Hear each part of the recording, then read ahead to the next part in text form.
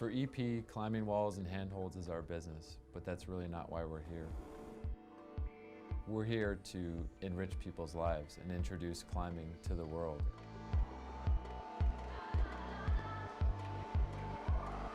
We know that once somebody gets an opportunity to go indoors and climb on a climbing wall, that they're going to be hooked and they're going to be a climber for life.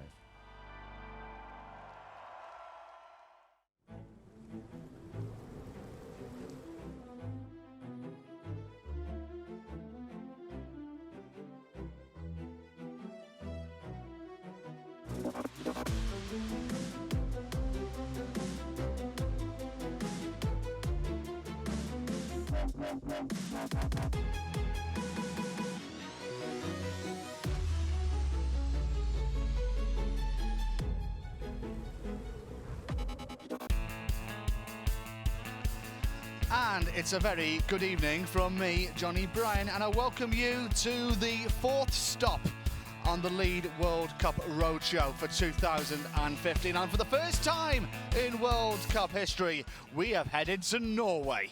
This is Stavanger on the west coast of Norway, one of the country's largest port cities, and the Sormarka Arena is the host of this latest Lead World Cup. 91 athletes came here in Norway in total, and now only 52 remain for the 8 male and 8 female spots available in tomorrow afternoon's final.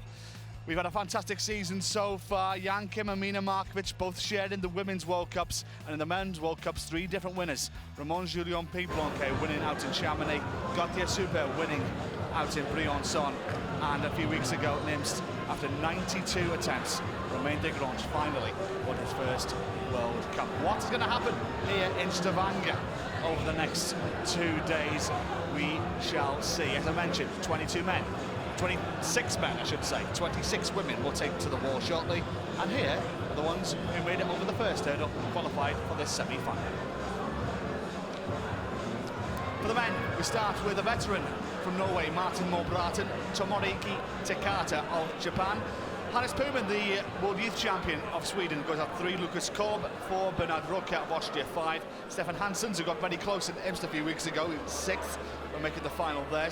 Christoph Hanke 7. Thomas Johannes, who did make the final in Imst, will go out quite early in this semi-final in 8. Marcello Bombardi of Italy in 9. Loic Timmermans will go out number 10. Mikhail Zhernakov 11. Mario Lechner 12 has made a semi-final this season. Thomas Bellet of France will go out at the halfway mark. Max Rudiger, followed by Urban Primozic. Sean McCall, chatted to him earlier. He said it's a bit of fun for him, this World Cup here in Stavanger. He hasn't been training too hard for it, but he's very much looking forward to the challenge in hand. Ramon Julian Piblanque will go out to the second place with 17. Francisco Becerra, 18. Jakob Schubert, 19. Gautier Super, 20.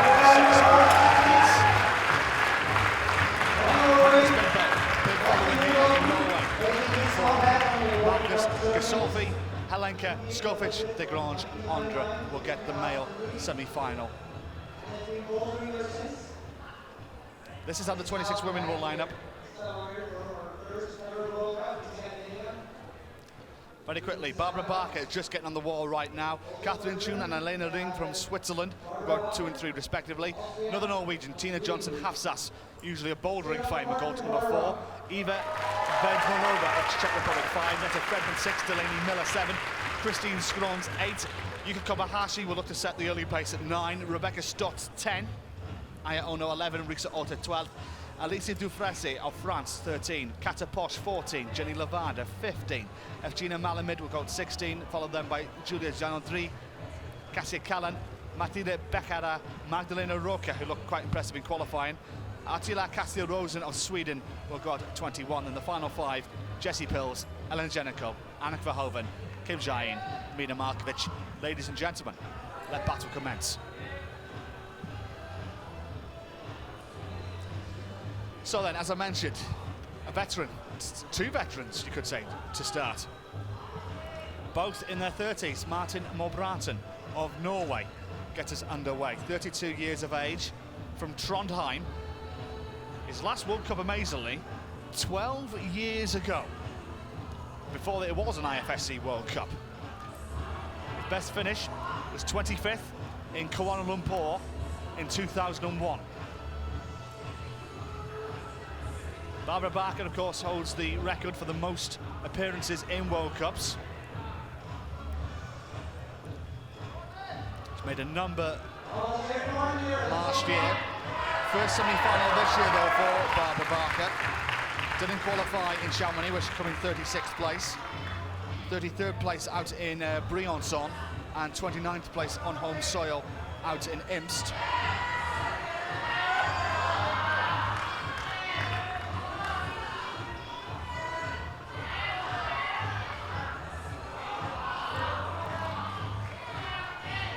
Men's route, a 56 move route for the men tonight.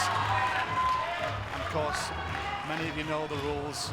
Don't need to remind you, but it's the top 8 that we're looking for who make it through to tomorrow afternoon's final. A bit of an early final tomorrow. We're starting at 4:30 local time.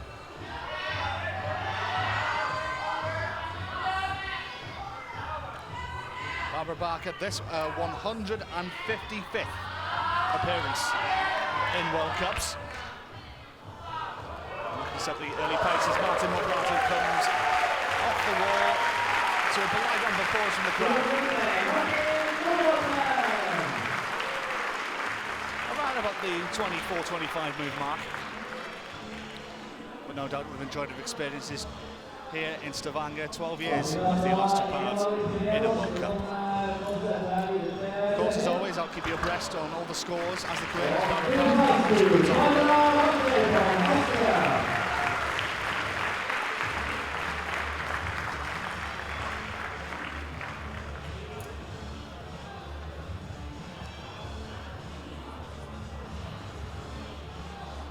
Captain Chung of Switzerland will come out very shortly, followed by the Japanese athlete Tomiaki Tatata, the 20-year-old, making his second semi-final of 4 this season.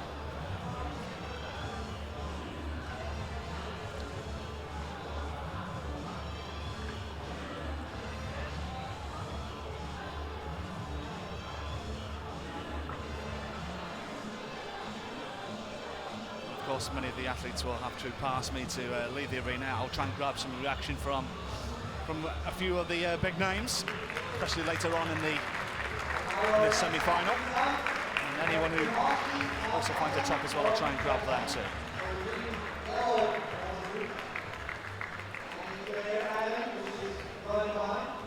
Double 4, Tomiaki Tatata, the 20-year-old. As I mentioned, second semi-final of 4 this season. Just went out on the bubble in Chamonix in 27th place, 29th out in Briançon, and 20th place in Imst. Message to all you guys watching. In case of emergency, the emergency exits are on the sides. Just take a right or left, doesn't matter, you'll find the door. And if Captain Chung also getting underway as well. Second semi-final for her this season of 4. The 23-year-old, 20th out in Briançon. Earlier this year has been her best season performance. Do make a pardon, she did come in 26th place in Imst. Just making the semi-final there.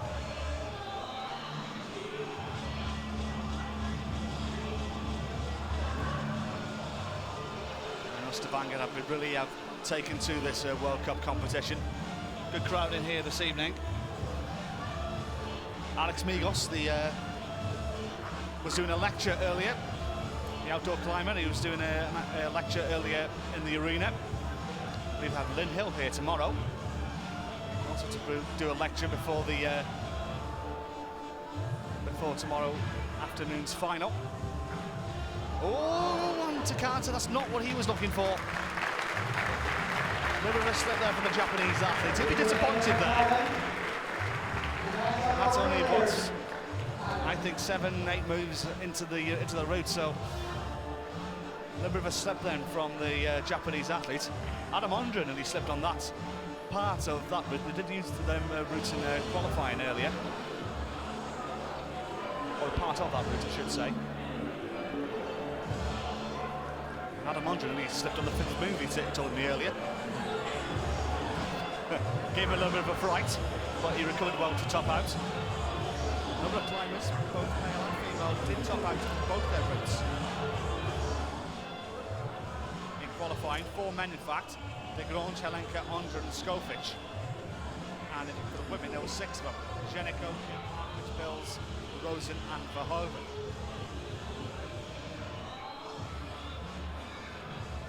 Captain Chung making slow and steady progress.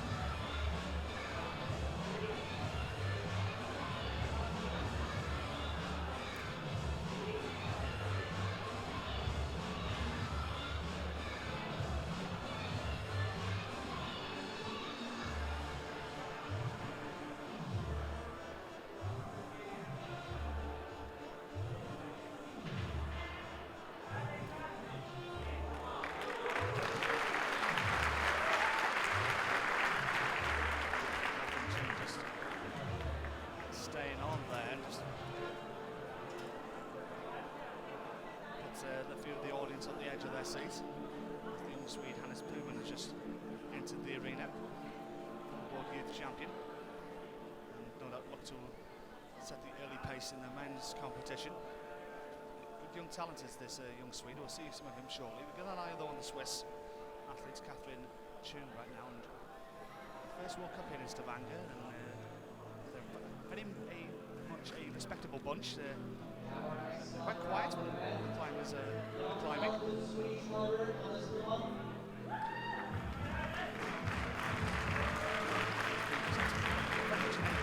Golf-style pipe round of applause. Just when a golfer just approaches the first tee, that's what Hannes Puman has been warmly received as he starts his climb. Catherine Chun still really strong though here, by the same area as Barbara Barker.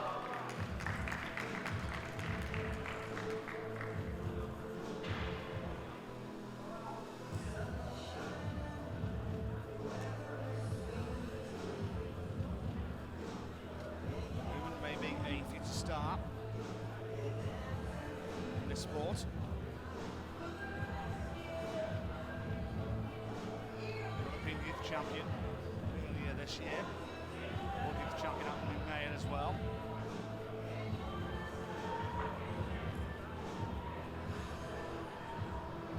This is his 3rd semi-final of his lead climbing career. 23rd out at IMS, 17th in Chamonix in 2014 is his best ever result in lead climbing. As I mentioned, only young though, only 17 years of age.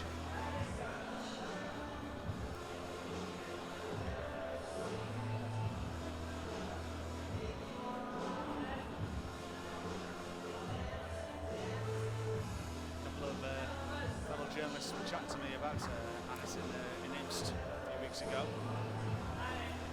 Pick him up there.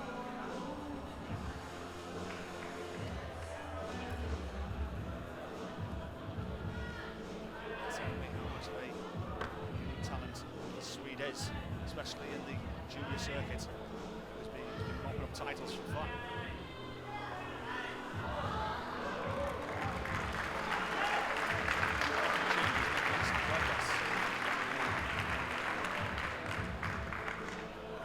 Semi-final route.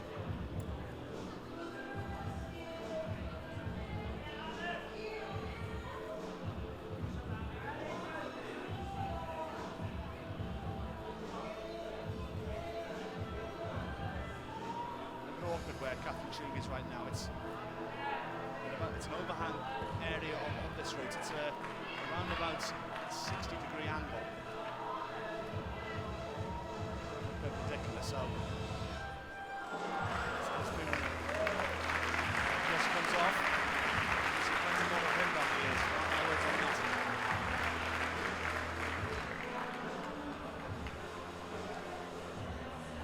that. A potential bear trap on this route in the early part, around about the 21-22 move mark.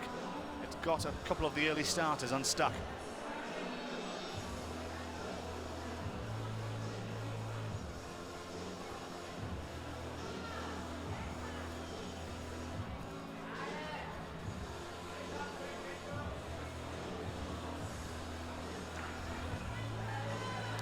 Catherine Chun really is using up most of her allotted time here, and is still going strong. Seen two climbers been and gone whilst Chun's been on the wall in the men's semi-final.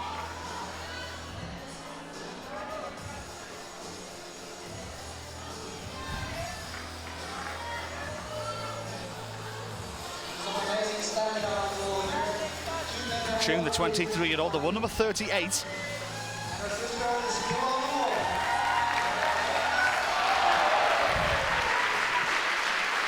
And a good early climb from Catherine Chun. Will yet to be seen if that's going to be good enough to make the top half of the table, but it's still a good early pace from the 23-year-old Swiss.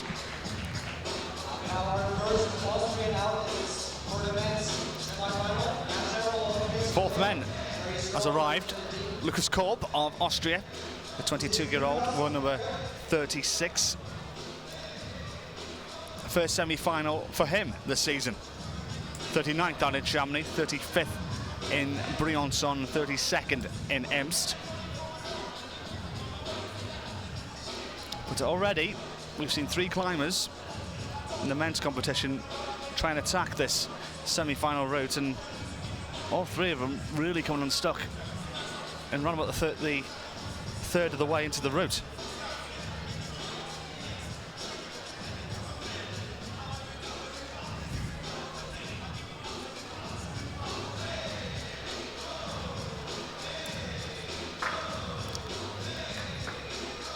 Martin Moe-Bratten, who leads right now, the Norwegian climber. Very early days though, of course. 29 plus was his score. Hannes Puman 25. Tomoaki Takata 14 is what's been given so far. There are the scores. As I said, a long way to go yet, and you feel it's going to be something in the high 50s here. 50 plus at least may get you a place in tomorrow afternoon's final. Just to remind you, of course, we're kicking off a little bit earlier tomorrow. It's here in Scandinavia, 4:30 start. Central European time.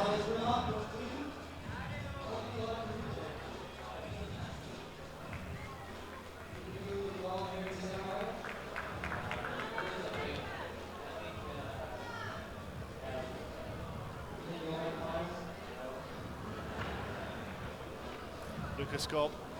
Let's give it up for our next female contestant from Switzerland, Alina Ring.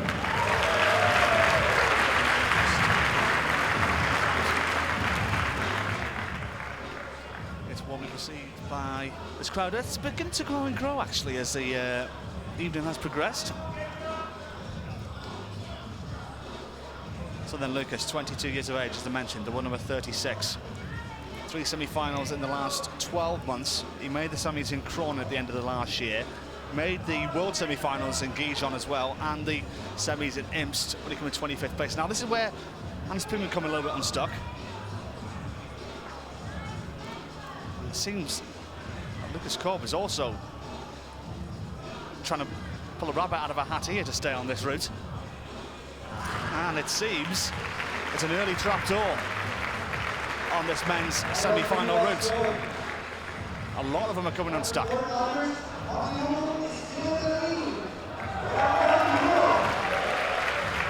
And it's just been received by the crowd, hence that cheer that our first climber, Martin Moe-Bratten, is still in the lead. So Norway have something to cheer in the early part of this semi-final.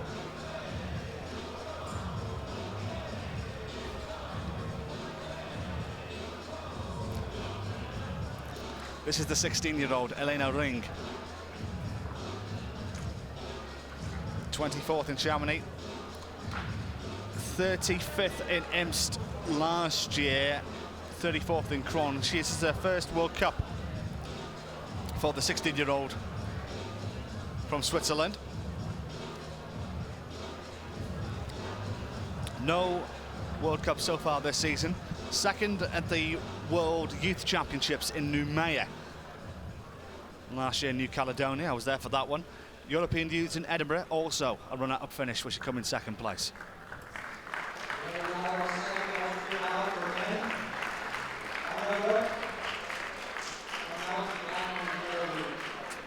really are getting a conveyor belt through the men's semi-final so far. We're now 5 men down. And it's only 3 women have only come out for the female route. So just goes to show that our route setters have given a devilish task here to the early starters, especially in the men. The women are taking a more circumspect approach to the female route. Bernhard Roca of Austria, the 18-year-old, former world junior champion.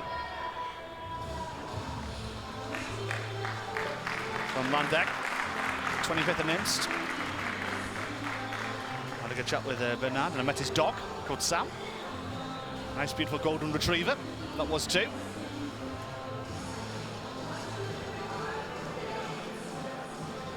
And again, you know, it's the Austrians still have this way of manufacturing talent like Slovenia have over the last few months. Michael Wilhelm, I know who will be watching right now as Elena Ring departs. Michael, the Austrian coach. Not here in Stavanger, but I'll be watching online. Good evening to you, my friend.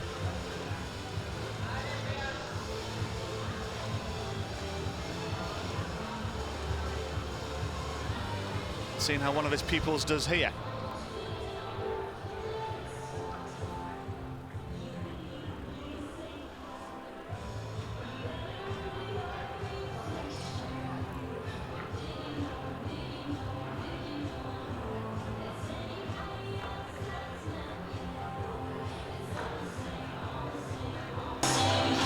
So Bernhard Roca.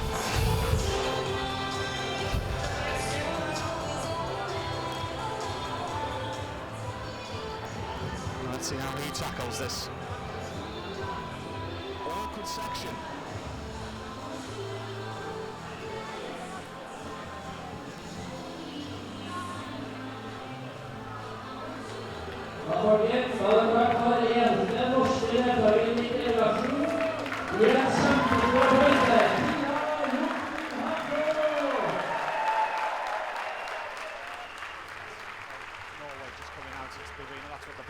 For and Bernhard Roca here. Now, how does he get over this fence, as it were? No, another one bites the dust.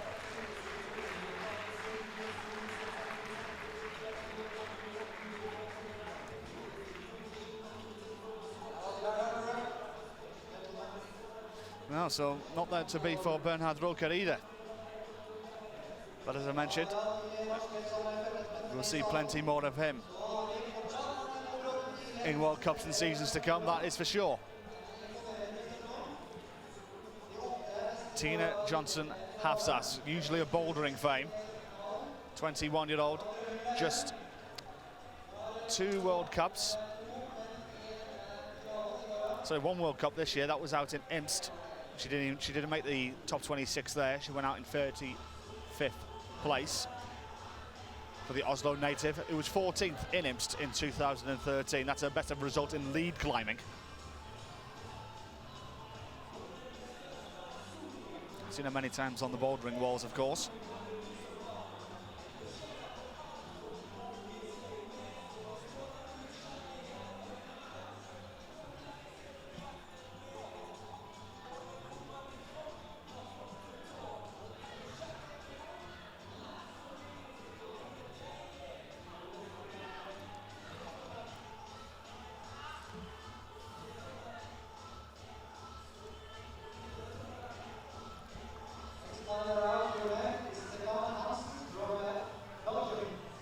Stefan Hansen's just coming out from Belgium. Just give you an update of where we are with some scores right now. Martin Morbraten still leads the men's semi-final after 5 climbers, 29 plus. Bernhard Roca 25 plus. Lucas Kohl 25. Hannes Puman 25. Those scores there, and only 3 climbers so far on the women. Catherine Chung 36 plus. Elena Ring 27 plus. Barbara Barker 21 plus. But still a long, long way to go.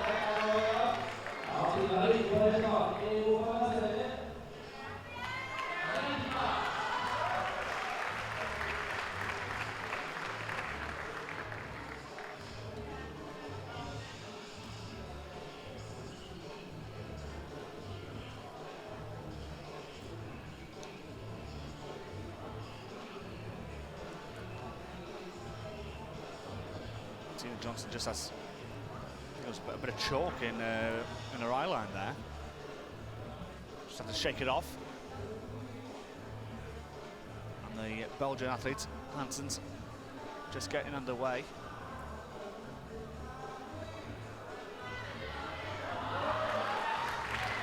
As you know, the partisan crowd here in Stavanger will be right behind the Oslo native.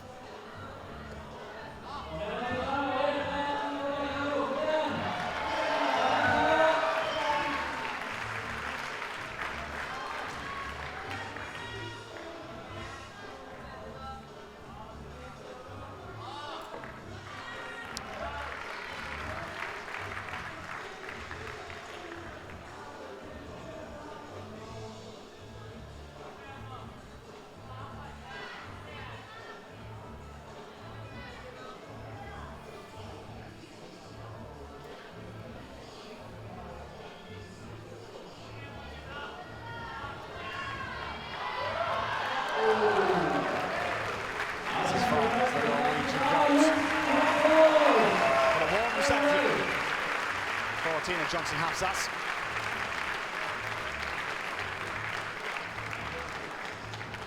The only female Norwegian athlete in the semi-final. Norway still have Magnus Midbo still to come later. Now then, Hansens. How does he tackle this section of this route? Around the same mark as Puman, Kolb and Roker. Hansen's 9th place in Imst a couple of weeks ago.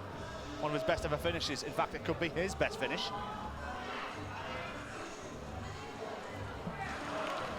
And another one. It's been caught in the trap.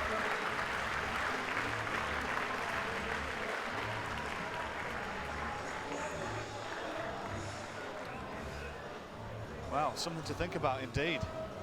Yes, Hansens is banging his head in frustration there, and I think he's figured out the methodology of that section of the route.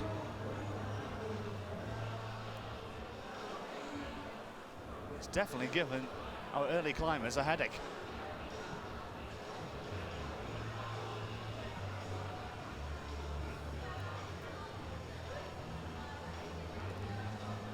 Very much so. Penny, for your thoughts as Hansens leave. We go across the arena now to the 5th female athlete to enter the fray, and that is Eva Vejmelova, the one number 51. 20 years of age from the Czech Republic. Just running up for the women there is Eva Vejmelova from Czech Republic.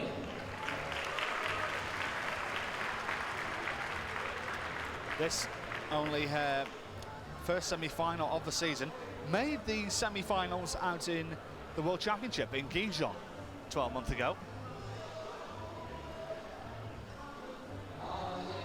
Coleman made the semi-finals there, 23rd in Gijon in 2014. Results so far this season: 29th in Chamonix, 36th in Briançon and 30th out in Imst.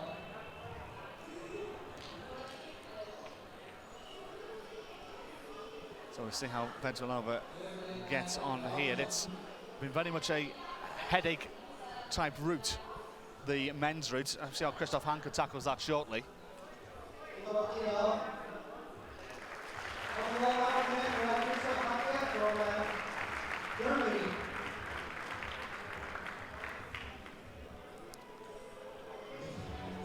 So Vejmelova, it's patience is the virtue, it seems, on the women's route. Especially for the Swiss athlete Catherine Chung, who leads, and she did take her time en route to her 36 plus. I think she used up most of her 8 minutes allowance. 29 for Tina Johnson-Hafsast, 27 plus for Alena Ring, 21 plus for Barbara Barker. Martin Mobrat and the Norwegian still leads. I think I can guarantee to safely say now that'll be his best result in World Cup climbing. Whatever happens. Stefan Hansen second, 25 plus. Bernard Roca, 25 plus. Lucas Cobb, 25. Hannes Puma, 25. Tomoaki Takata, 14. They were as far as they got on this men's route. How does Christoph Hanke tackle it? We shall see when he gets this first little drop zone, which is about, well, 7-8 moves away. Vedmalova taking her first rest.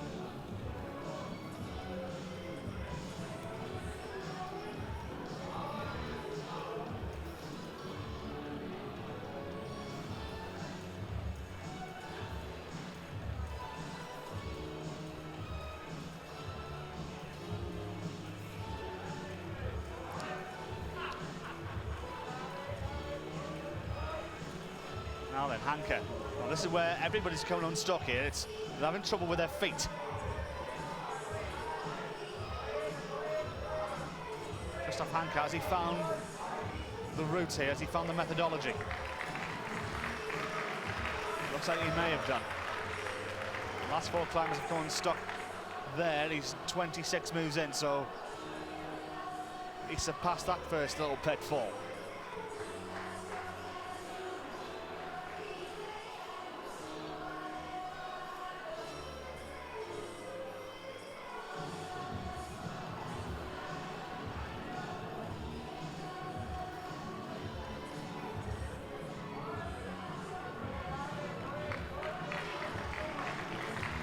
Well, Christoph Hanke is going to be taking the lead here. As Vedmalova had to struggle around that volume, gets polite round of applause from the crowd from their travels.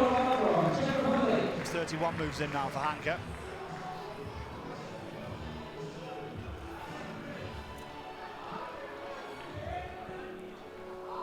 So then Christoph.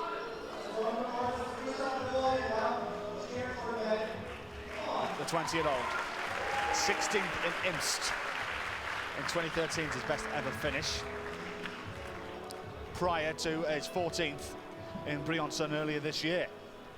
Made the semi-finals there, but 2 blobs. 48th in Chamonix, 28th in Imst was his second semi-final of the year. The one number 31. But he's the one who's going to be setting the early pace here.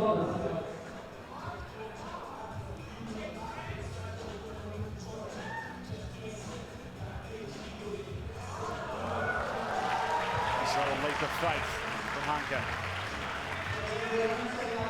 And it's now on the 40-41 move area of the route. 56 moves is what needs here to top out.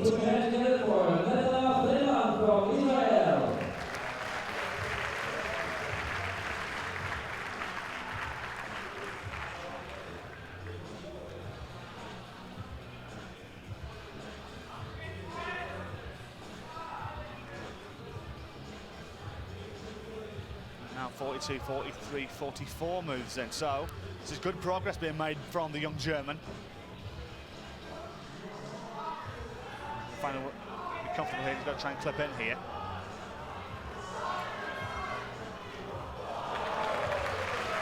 Good progress being made by Christoph Hanke. I think that is around about the 43, 44 move mark on my little sheet in front of me. We'll see what our judges say to that one, but guaranteed Christoph Hanke will take the lead here.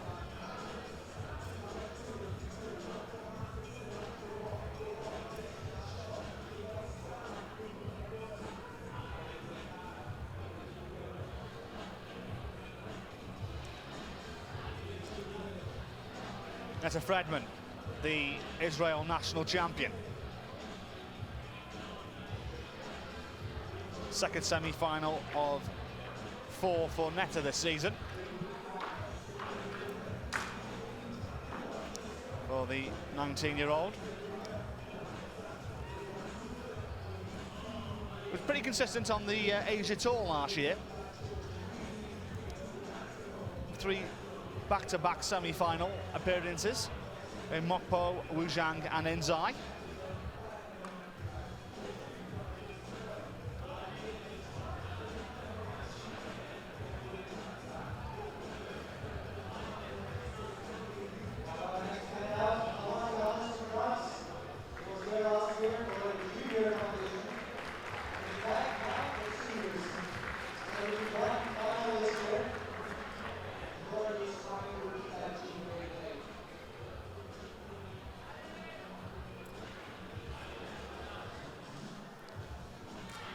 Now then, Netta.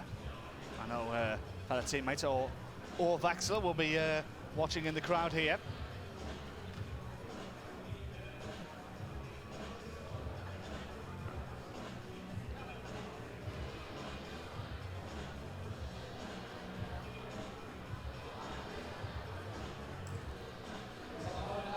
Thomas Johannes just getting underway. We'll chat about him shortly. Netta Fredman is, I reckon, third of the way into the route right now. Thomas Johannes, who made the final out in Imst a few weeks ago.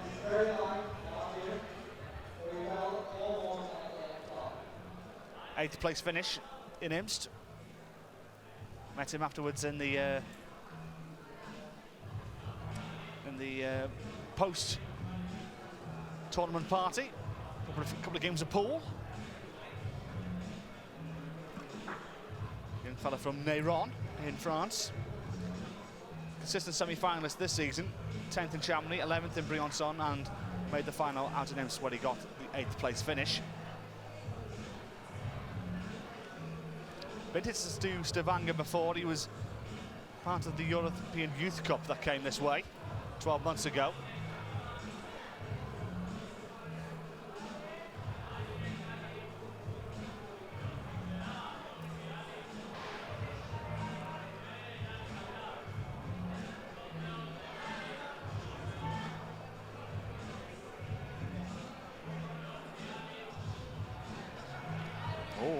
Thomas, he just held on there onto that hold. He began to lose his grip there for a second,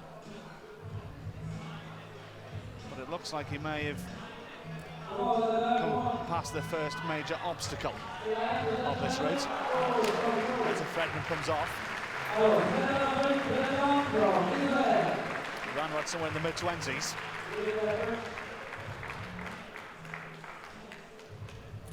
Vast arena we are here in Stavanger. Not just host to climbing, but speed skating, ice hockey. There are concerts here, comedians play. I saw an advertisement for the British comedian Michael McIntyre, who's going to be playing here later in the year. So it's a vast arena that is multi-purpose. There's a speed skating shop I noticed outside as you enter.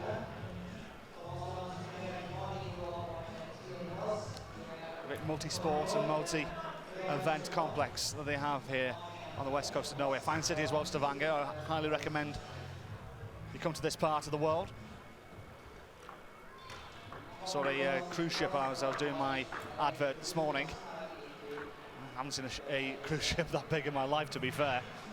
Must have been 10 stories high, 10, 12 stories high, and about half a mile long, it seemed.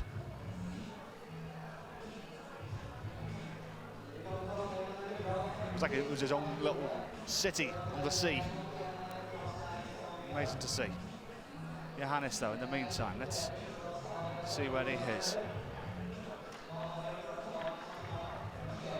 He's making good progress. He's running with the same area now as Christoph Hanke was. So it looks like Johannes might be setting the early pace. He's ranked number 7 in the world at the moment. He's all the way from the United States. Put your hands together for Lenny Miller.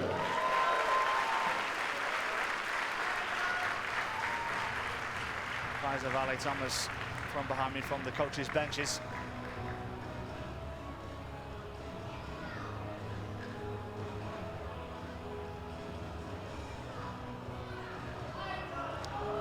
Johannes is going to be taking a big step maybe to another final here. He's going to be setting the early pace. Now he's getting a little bit caught here. Yeah, it is. He's going to struggle there. And he will have the lead, but it'll be... Yeah, there'll be a... in the maybe column, if that's going to be enough. I can see that being a top half of the field, but we'll see how far it gets Thomas. It will definitely be in the lead. Question of how far. Christoph Hankeley so far 43 plus. I think Thomas Johannes was somewhere in the region of around the 45-46 move mark. So it's a maybe. It's a maybe. Delaney Miller, my co-commentator from IMST. Great to have Delaney alongside me for the sights and sounds of that World Cup a couple of weeks ago.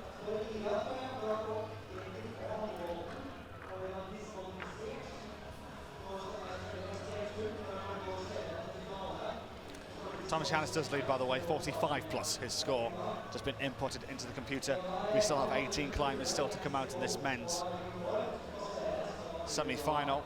The women's are still led by Catherine Chung, 36 plus, Netta Fredman 29 plus in second, Tina Johnson Hafsas 29 in third. As I mentioned, a long, long, long way to go. Let's look at Delaney Miller then.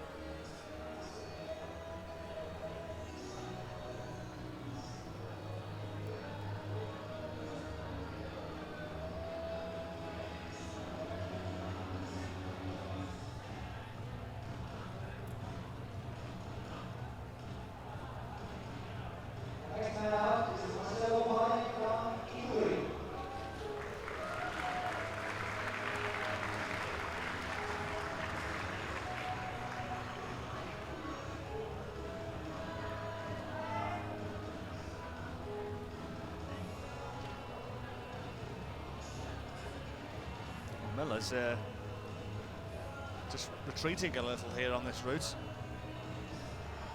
He's getting a second go at this. It's not the most comfortable of routes, and got to be very careful here. She makes the move here to the world number 7 who holds on.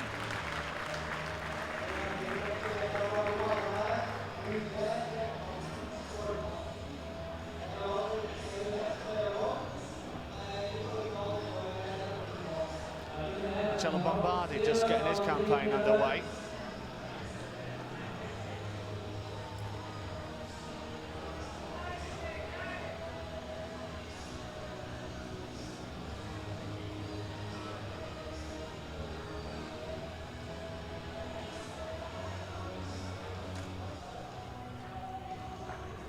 Just reminds you, of course, the Twitterati out there.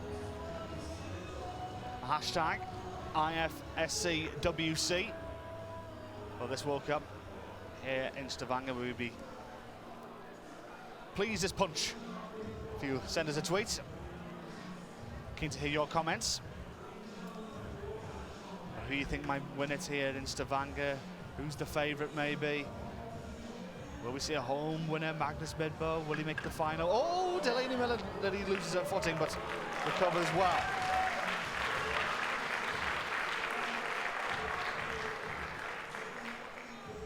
Bombardi. As Delaney Miller comes off, and I doubt that's going to be good enough to make the finals. Another disappointing World Cup maybe for Delaney Miller. Bombardi's on this first hurdle that he has to cross. That caught a few of the early starters unstuck here, and Bombardi may have got this one correct.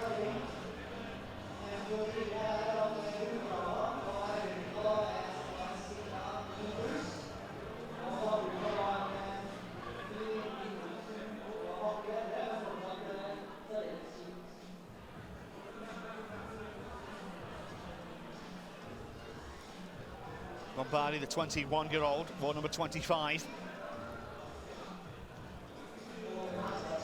Second semi-final of 4 for him this season. 14th place in Imst in 2014 is his best ever finish, and he also made the semi-finals in Imst this year when he came in 17th place. 56th in Chamonix, 37th in Briançon with his 2 returns for the rest of the year.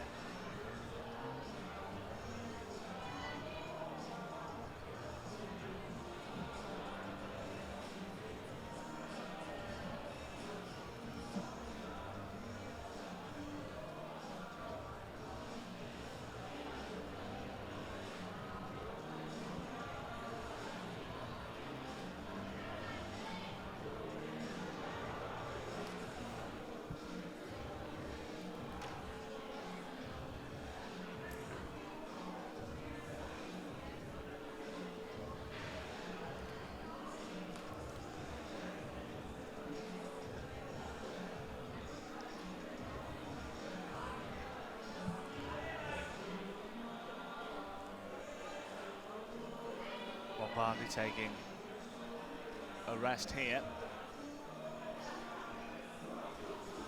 Around 34, 35. Christine Scrons just starting. Trouble here shortly. Bombardier, 45 plus is his target.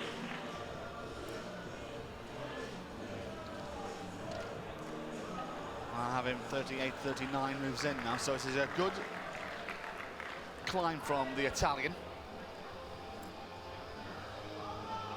I did say earlier that Thomas Johansson's 45 plus will be in the maybe column. And we'll see how Marcello does here. Oh no! I think he might be disappointed there. I think he seemed to be in control of that route, and yes, he doesn't look too happy. Disappointments for Marcello Bombardier. I think he feels that's one that's got away from him.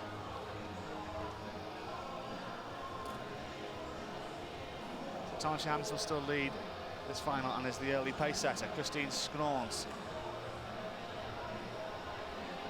is the 8th climber out, the 26-year-old veteran, you could say now, of league climbing. 7th place in Arco in 2011, 7th place in Imst earlier this year, 7th place in Mokpo last year, 5th in Briançon in 2011 is her best ever result in climbing 4 years ago. That's the crowd here in Stavanger.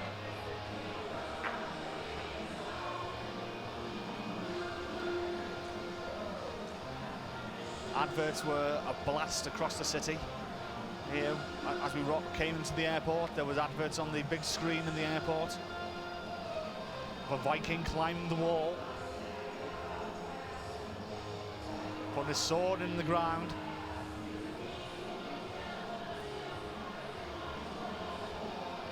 And a lot of effort has been made by the team here. Lars and his team of volunteers who have come near and far across Norway to be here to help out.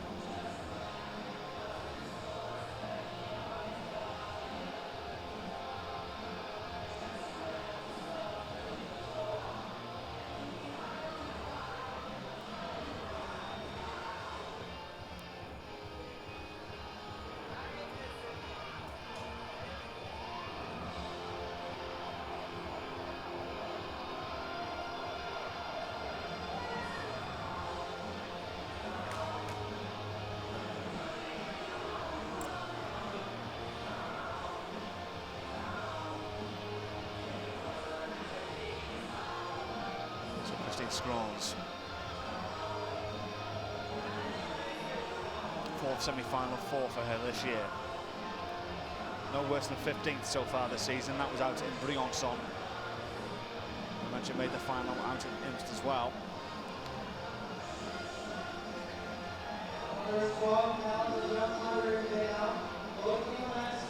Still, Catherine Jung who leads, 36 plus. Natalie Fredman second, 29 plus. Tina Johnson half sass in third, 29. Delaney Miller 26th plus in 5th place, and in a ring 27 plus in 4th. So we are in the early part of this final, semi-final, to beg your pardon, here in Stavanger.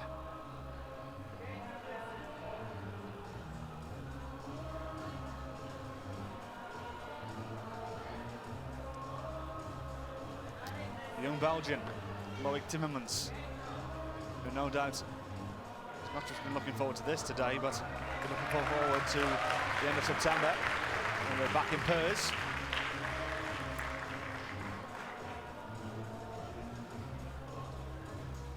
Should be a great event once more in rural Belgium. Although he could be looking forward to it as well, Anneke Verhoeven, who we'll see later. Surely it might not be a dream come true for Anneke to win her first World Cup on home soil. Maybe Loic even, you know, maybe can produce a little bit of magic. Second at the World Youths in Noumea last year, and it hurt him for the rest of the season. What happened in Noumea, went swimming out in the sea, and he trod on a sea urchin. And the needles got stuck in his foot, and it wasn't 100% then for the rest of the year. 24th place out in Mokpo, 18th place in Wujiang, 23rd place in Inzai. He wasn't 100%. Back to full fitness now. Hasn't missed a semi-final this season. 10th place so far, his best this season. That was in Briançon, and that is his best ever result as well in professional league climbing. Christine Scron's just coming up and is annoyed with herself that she thinks she could have done a lot better.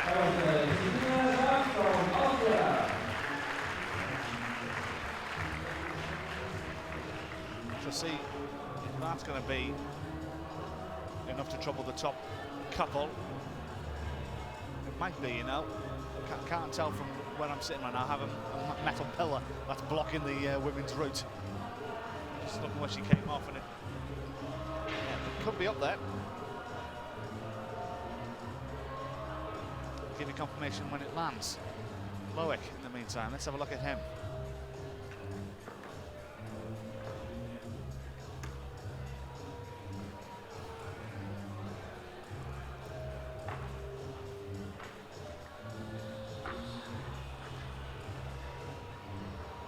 Well, he's made good central progress, in fact, in the part of this semi-final route. He's got past that first fence. Just having another look at this one. Make sure he gets the correct methodology and doesn't find any red herrings that our route setters have put in to try and take these climbers into parts unknown. Christine Scron's 35 into second place, behind Catherine Chung of Switzerland, who still leads. 8 climbers down, still 18 to play. Yuka Kobayashi just starting, who has been a consistent finalist what we've seen over the last 12 months in league climbing. And as I mentioned in my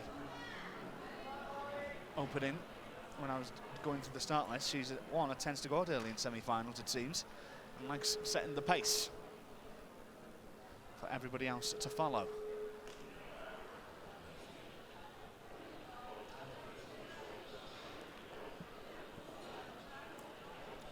Loic around the 32, 33 move mark right now. 45 plus is what he's aiming for. That's Thomas Johannes' score 35 plus, and he seems comfortable right now.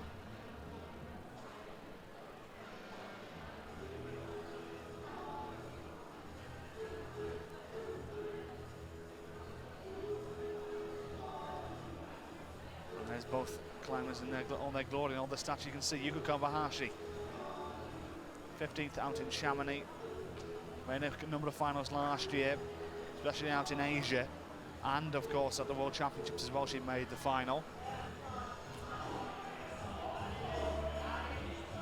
And also made that final in Imst a few weeks ago as well. She come in 5th place.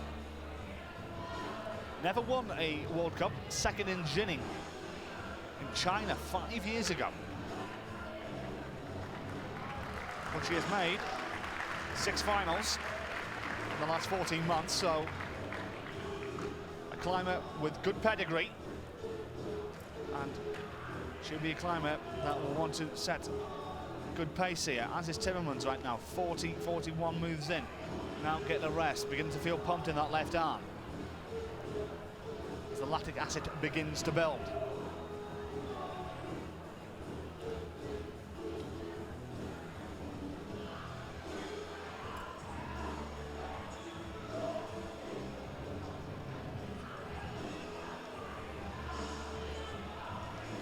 Not the same area as Marcello Bombardi right now is Loic Tillmans. He's going to have a good rest here before he starts tackling the latter part of the route. Kobayashi, ooh,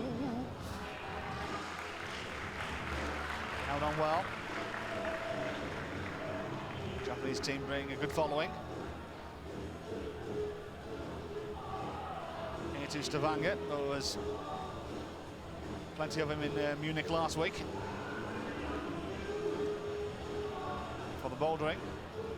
No doubt they'll be looking forward to hosting another World Cup early next year when bouldering returns to Kazo in Japan, provisionally of course. In April next year. Now Timmermans all of a sudden is having a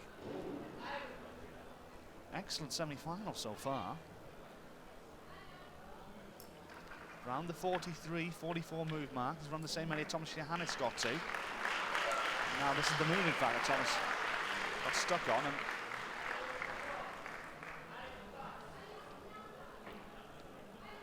Loic is on 40 now. Then this is where it got tricky for Thomas Johannes, where he began to come unstuck. Timmermans needs to find a way there. It's a difficult section, but it's a good climb for the Belgian.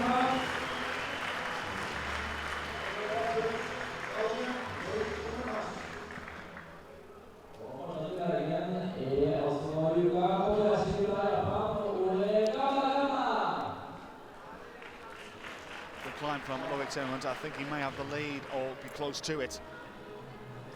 45 plus is what Thomas Johannes has got.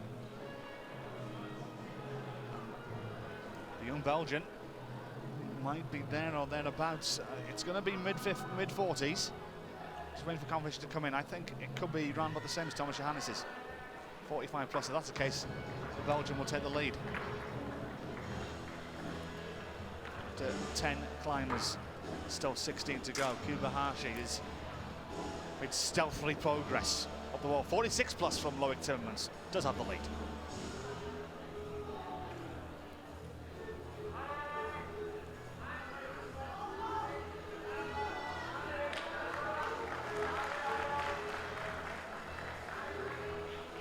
Kobayashi has been, as I mentioned, a consistent finalist over the last 14 months.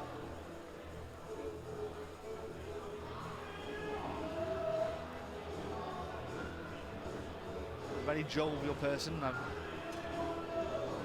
I've got to know, and no doubt as well. Only be a matter of time before she picks up a gold medal. She does have the talent to do so.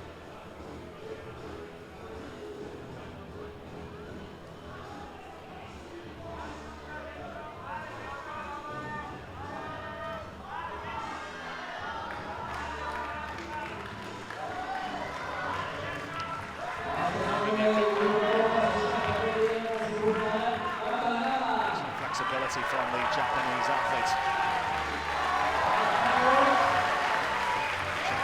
Received by the Stavanger crowd.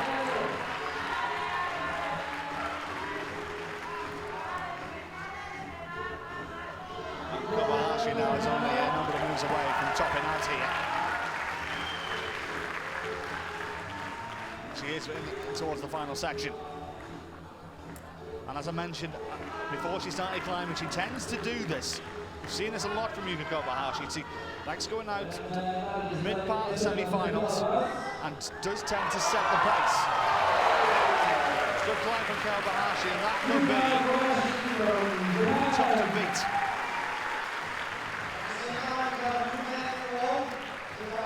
Could definitely be up there. Did have plenty of women top out though in the qualifiers. But it's still good pace setting from the Japanese athlete. Mikhail Chernikov has come out to dance.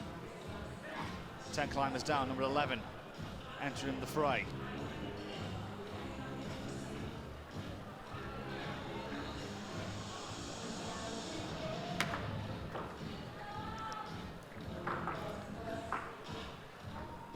Chernikov, the 30-year-old, won number 24. 3 semi-finals from him this season. 16th in Chamonix, 18th in Briançon, 18th in Imst. Hasn't made a final in a long time, to be fair. Fourth in Crawn in 2009 as his best ever finish.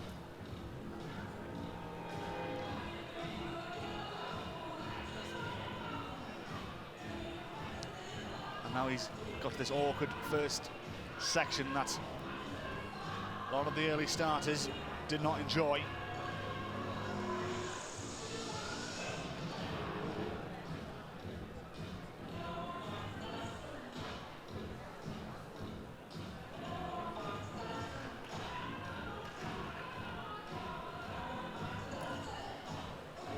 Next up, the ladies from Switzerland, Stavanger.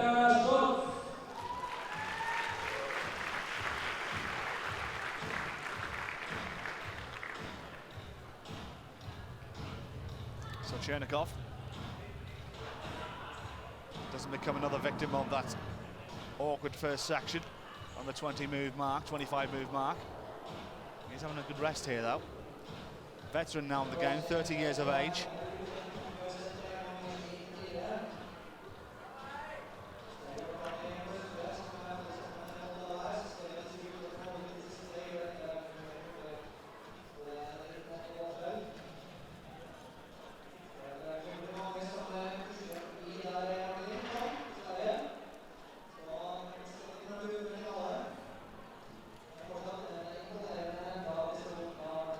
Stott's just getting underway as well. Yuka Kobayashi's score has been input into the computer. 42 for Yuka Kobayashi.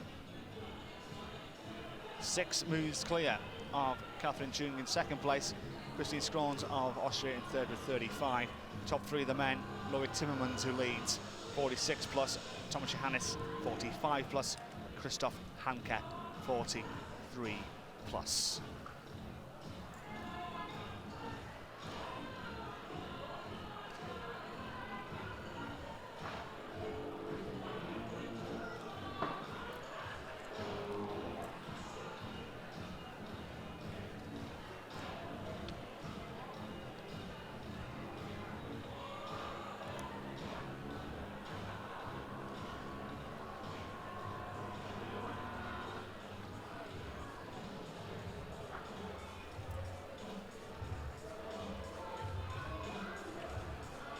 Chernikov on the 39 move mark.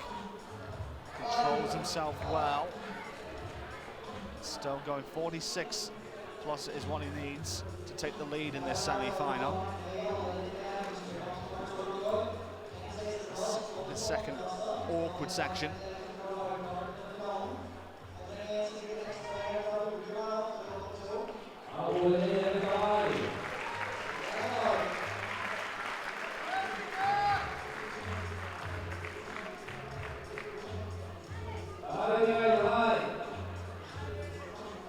Chernikov, veteran in the field, using his experience here, but now this is where it gets awkward. It's too awkward for the Russian.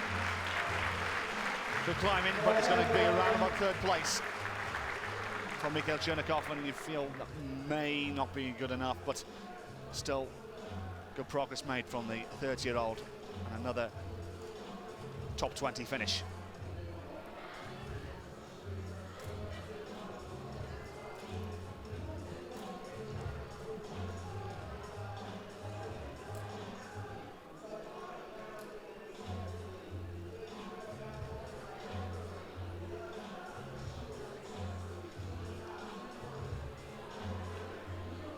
So 11 climbers down in the men's competition. Still 15 still to come out. We haven't even reached the halfway mark, still a long way to go as we hit, what, 8 o'clock here local time. So, it doesn't get dark here though till 9:45.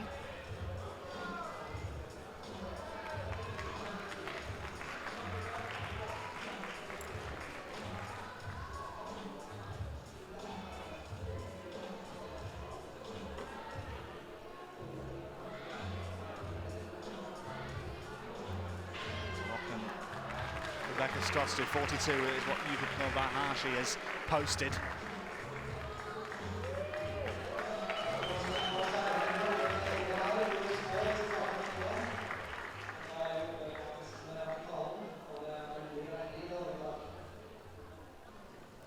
Lechner just entering the arena right now. Isolation, by the way, is a little bit of a walk away. It's from the arena. They have a nice big, good warm-up area though here. Nice little. It's up on a terrace here in this arena. They can't see anything going on, of course. They're climbing that big set of stairs to get to it. Good facilities for all the climbers here.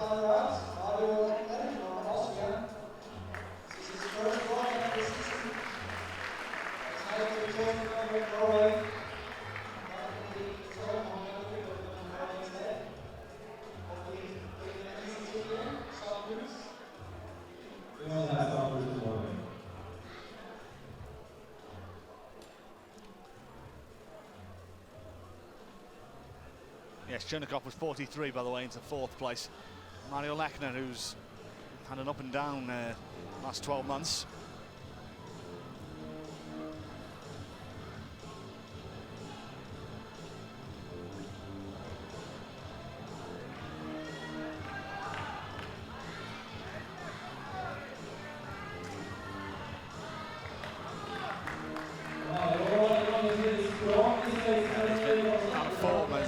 The young 23-year-old Austrian. Made the final in Wuhan last year, becoming 7th place.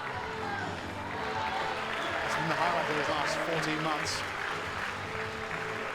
Hasn't made a semi-final so far this season. 32nd in Chamonix, 34th in Briançon, 43rd in Imst.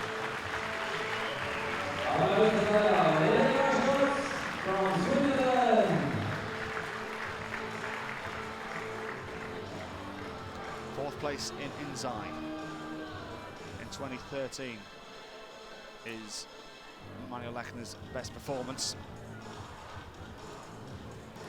in climbing. The climber no doubt does wear his heart on his sleeve. I've seen him chuck chalk backs across arenas before now.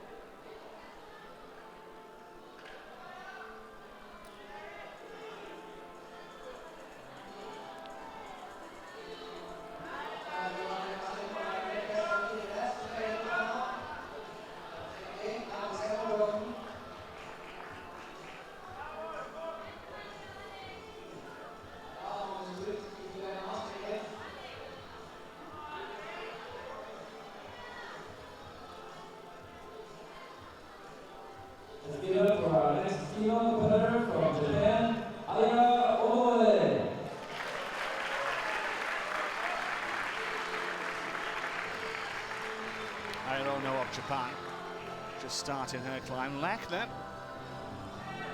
on the 29:30 mark, and now we're going to feel the pressure.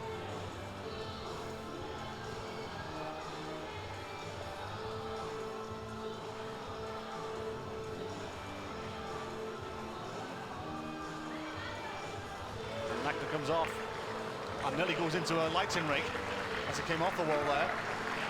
That may have to be moved. He's just gone over it again. Lechner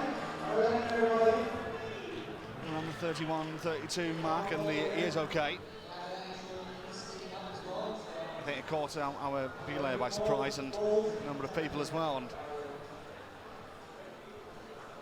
won't be a final here for Manio on this occasion.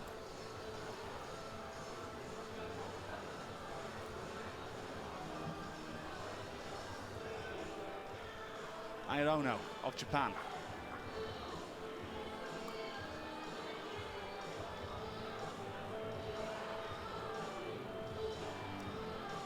(19 years of age, the World Youth Champ of 2014. Took part in the French swing in July, 8th place in Chamonix. Made the final there at that World Cup / European Championships.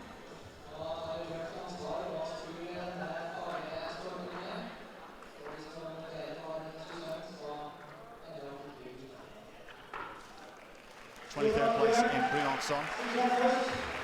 7th in Wujiang last year. Oh no, that's her best result in senior level. As I mentioned, though, won the World Youth title in Noumea.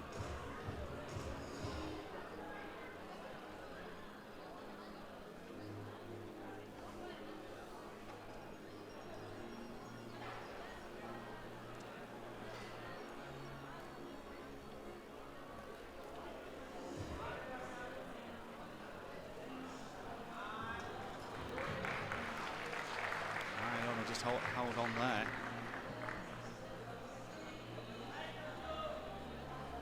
Lechner went 6th place. It was 31 plus. Loic Timmermans still leads, 46 plus. The 13th climber has just entered the arena, and that is Francis Thomas Bellet. 46 plus is what he's chasing.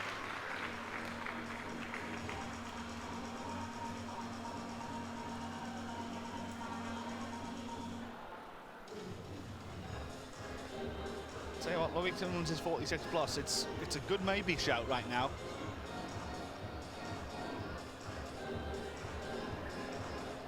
You feel it will be surpassed, but by how many people of the 13, 14 that are still to remain?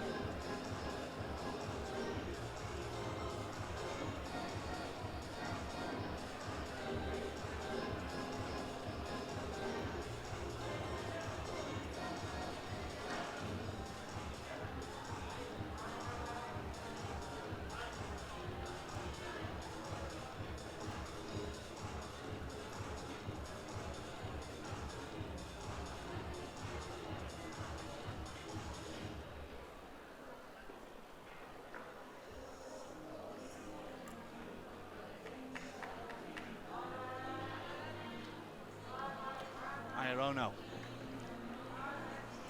searching her compatriot score of 42 moves. Rebecca Stotts into 2nd place, by the way, 39 plus. Catherine Turing of Switzerland as well, 36 plus and 3rd, actually top 3 there. And that is what these people have done over the last 12 months. Thomas Bellet has been rather quiet, it must be said. 26-year-old who was 4th in Chamonix in 2014. Since then, we went back to Chamonix this year and got nowhere near. Went out in 58th place, didn't even make the semi-finals. In fact, he wouldn't have made 2 semi-finals in theory. Did better in Briançon though, made the top 26 there. Finished in 21st place, didn't go to Imst.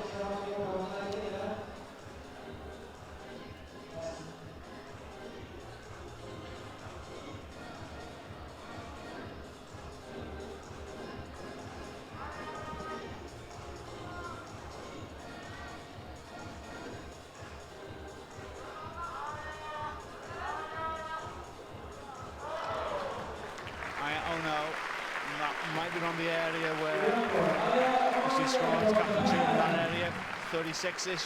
So that's only going to be, may not be enough for the Japanese athletes. But Kobayashi scored a 42. You feel might be there or thereabouts, top 10-ish.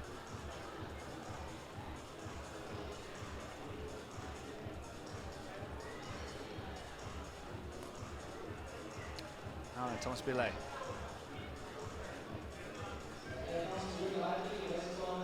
Still got some big names to come, by the way. Sean McCall to come out very soon. Ramon Julien Pibonquet, Jakob Schubert, Gerte Super, Michael Spitbo, Kasolfi, Helenke, Skulpitz, De Grange, Andre. Such as the quality still to come. I think Loic Timmermans might be on for his best ever finish in climbing, but odds against really that he might make the top 8.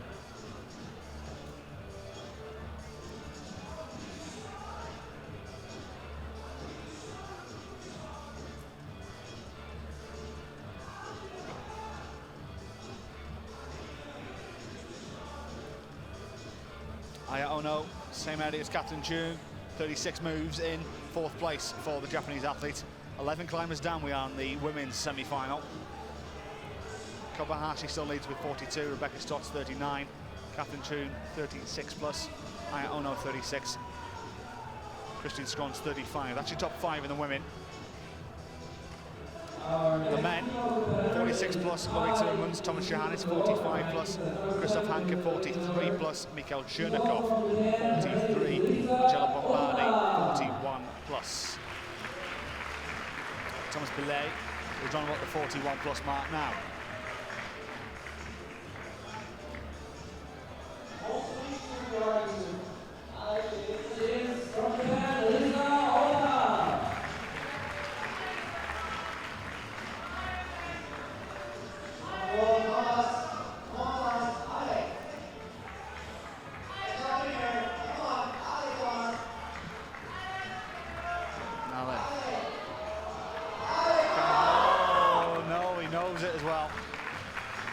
Caught up there.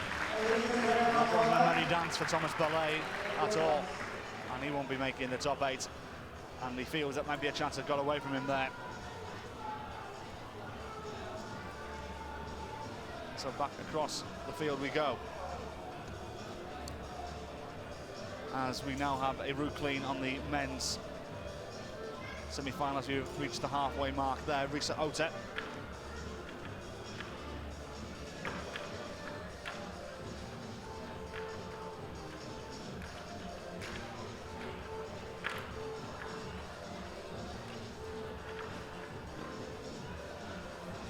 Year-old, who's 6th in Imst. 2014 was her best finish before she went to Briançon and got 5th place there.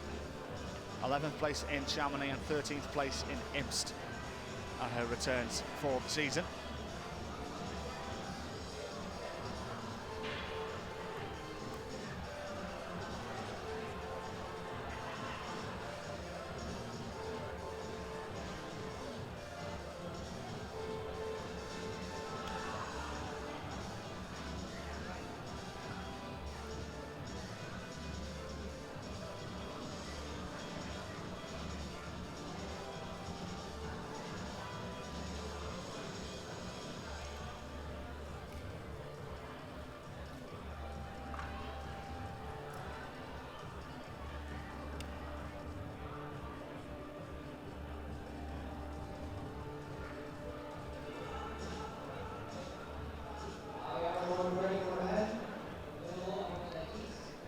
Ota's made 3 finals in the last 14 months.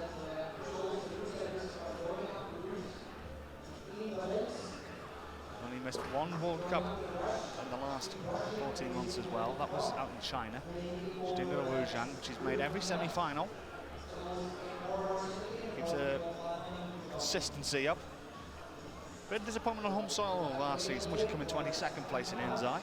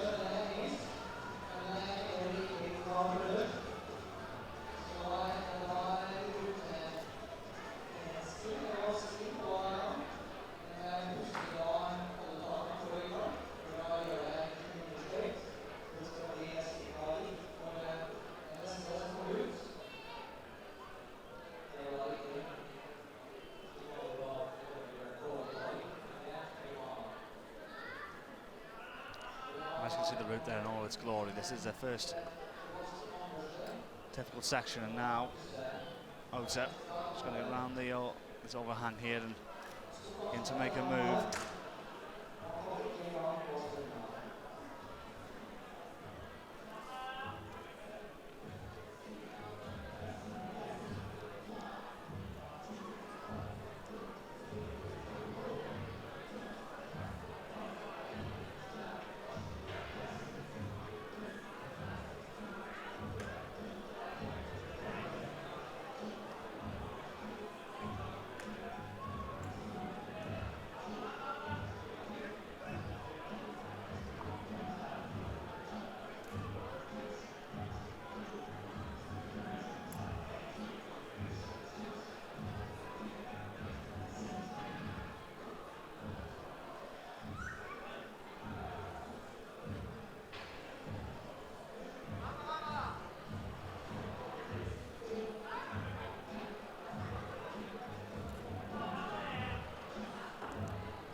Patient climbing from Japanese athletes.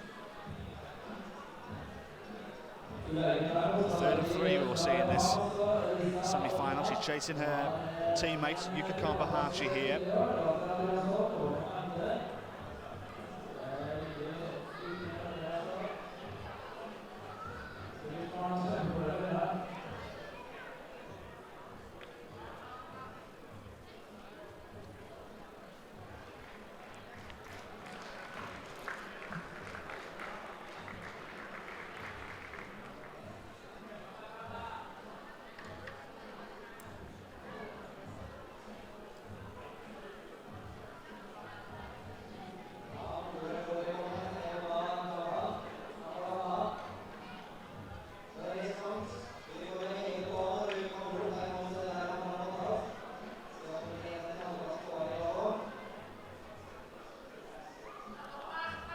That's what she has left on that green route. And to her left, and then top right in the roof.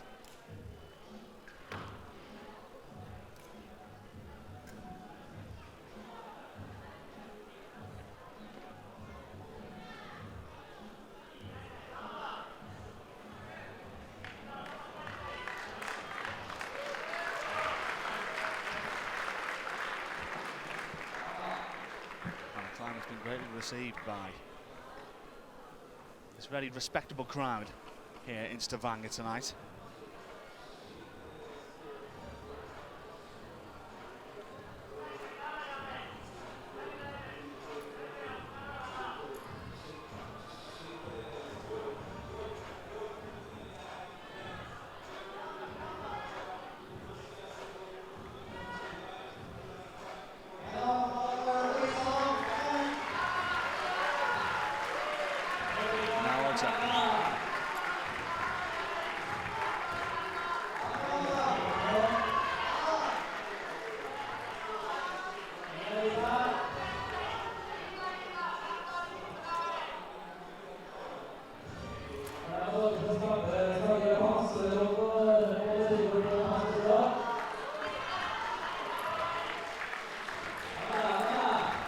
Kobayashi score of 42. Lisa Ota maybe staking her claim for a top 10 finish or a possible place in the final. That might be close to it.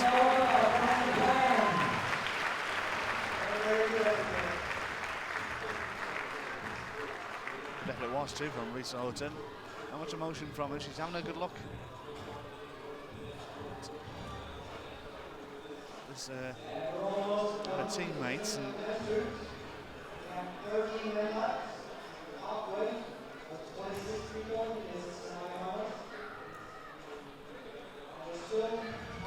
just seeing if it's enough to affect the top of the leaderboard.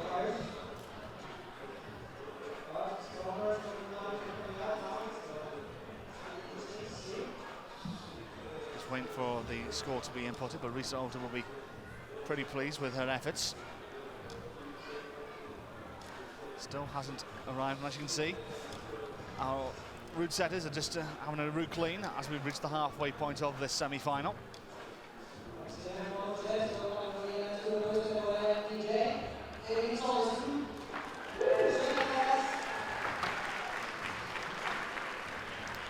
So we're having a little bit of a break. Risa Ota, by the way, was 41 plus for Risa Ota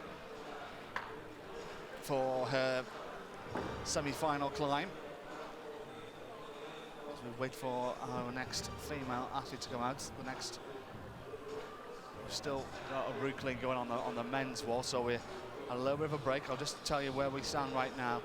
This is where we stand at the halfway point of the men's competition. The Belgian Loic Timmermans leads with 46 plus. Thomas Johannes of France in second place, 45 plus. Christoph Hanke of Germany in third place, 43 plus. Thomas Belay of France, 43 in fourth. Mikhail Jernikov of Russia, 43 in fifth place. Those two separated, of course, from their scores in the qualifiers. Marcello Bombardi of Italy, 41 plus. Mario Lechner of Austria, 31 plus. Martin Morbraten of Norway 29 plus, Stefan Hansen's 25 plus, and a 25 plus for Bernhard Roca of Austria. Lucas Kopp 25, Hannes Puman 25, and Tomoaki Takata of Japan 14. That's where we stand at the halfway point of the men's competition. Alizé Dufresne of France, a 28-year-old. 2 semi-finals this season. They were in Chamonix and in Briançon. Didn't make the top 26 though in Imst, which went out in 28th place yet in that competition. Has never made a final, interestingly enough. 9th in Krohn in 2011 is her best ever finish in climbing. She was 11th in Krohn last year. Has never made the final 8.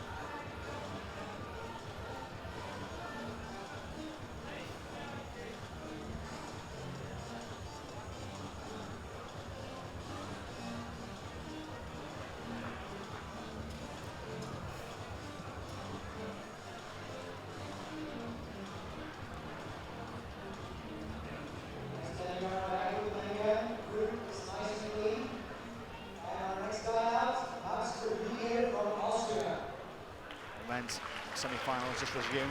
Max Rudiger has just entered the arena and is on the wall right now, just getting underway. Dufresne.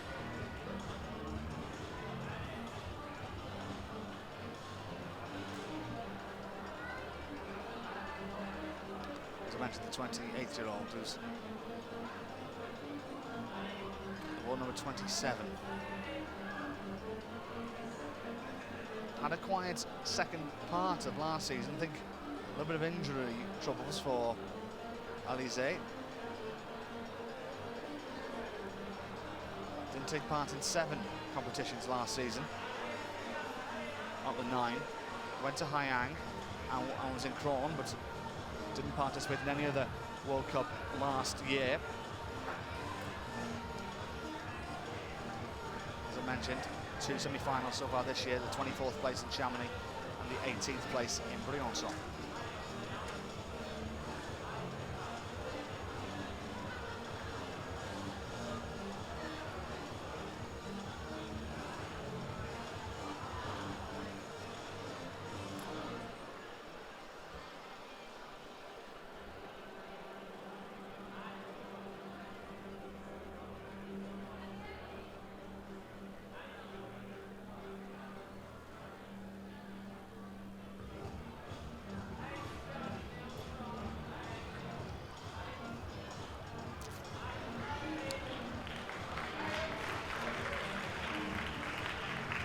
Max Rudiger of Austria, 21 years of age. Second semi-final for him this season as well. 15th place in Imst, but a couple of World Cups in France to forget. 40th place in Chamonix, 50th in Briançon, and another climber who spent the second half of last season away from the wall. Didn't go out to Asia.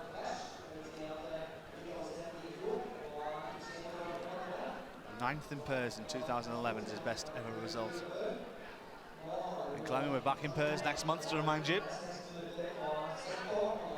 Very much looking forward to it too.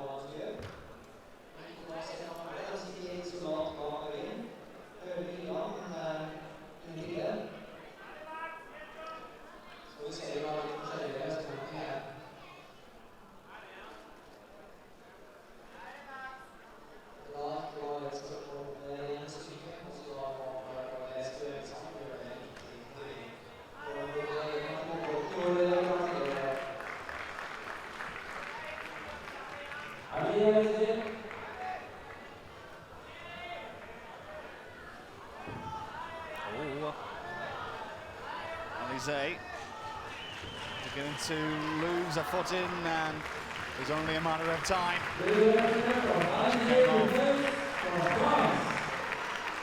And it's going to be around the late 30s for the amount of moves, and it will not be good enough to make tomorrow afternoon's final. Rudiger, 13 climbs to go in the men's competition. The women's route will now have a route clean. So we have a break in play there, so we're going to concentrate on the men for the next 5-10 minutes.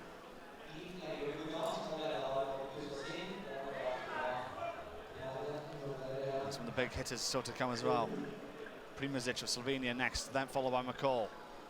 Then the double world champion, Ramon, Julien Pied-Blanquet.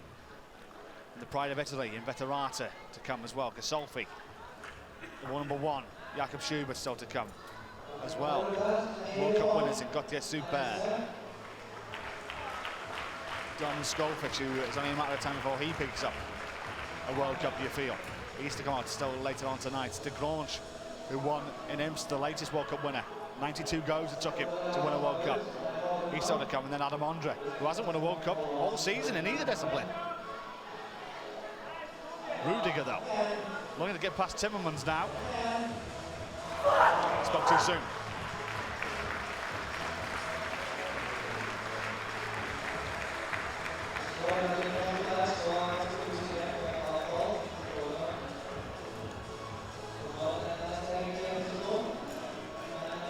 And Max Rudiger will go into around about 3rd or 4th place with that climb. Timmermans will still lead with 46 plus.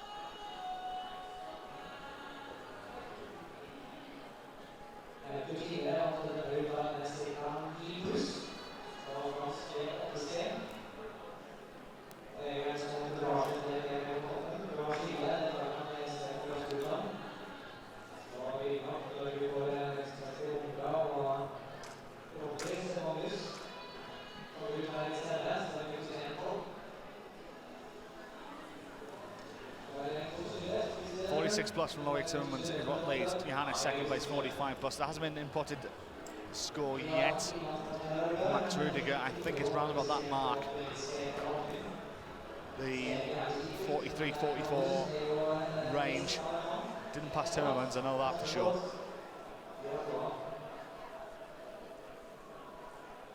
So yet to come in, and we did have problems here with our internet service about an hour before play, and there's Urban Primozic coming out of isolation.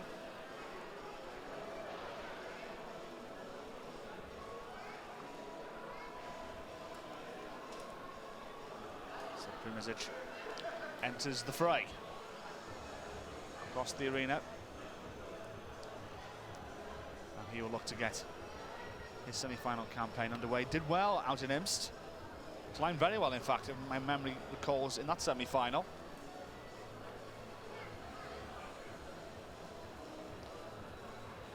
No doubt we'll look back on that with confidence. The 23-year-old from Slovenia. Slovenian team will be watching on with intent. In fact, I'm just trying to spot him, the Slovenian coach, Ramon. There he is.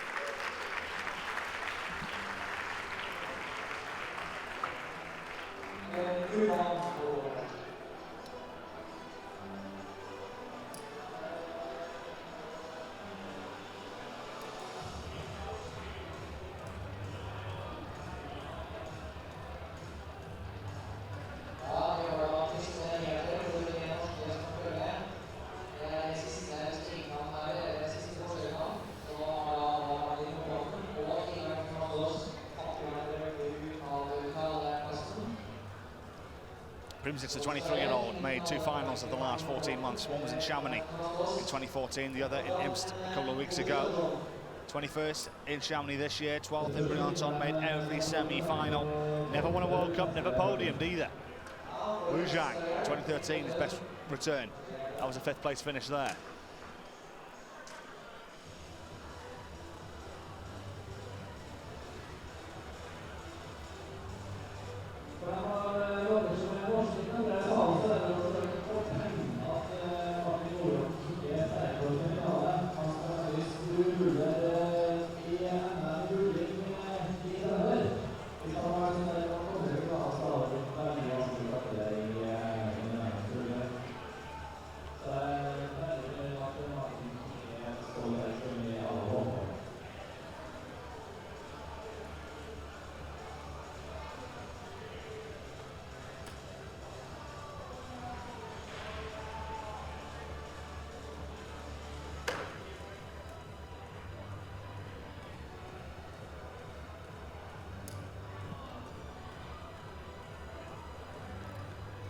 for Primožič, just making sure he negotiates this first awkward section of the semi-final route.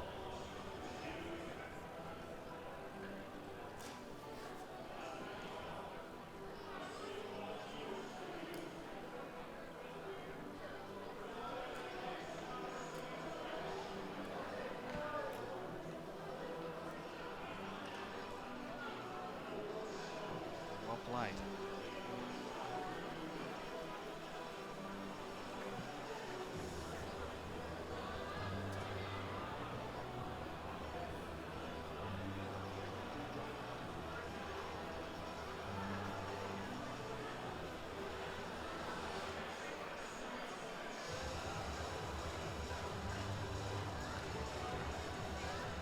Primožič with the interesting rest area here.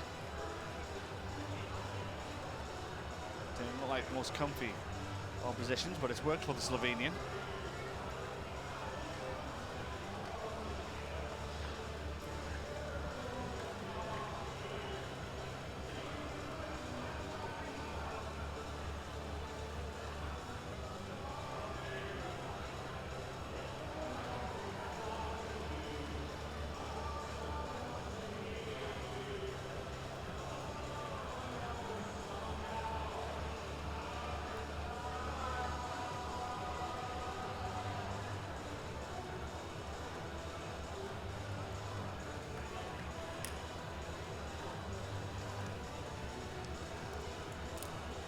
+46 is what he's chasing. He's on the 34 move mark at the minute. That's his 35th. Now has to go up 2 o'clock. Spots it well and then negotiate this blue volume.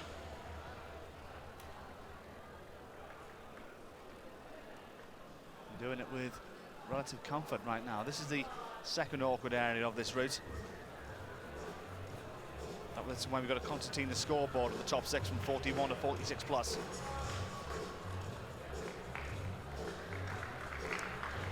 A number of athletes coming off around the 43 mark as well, so.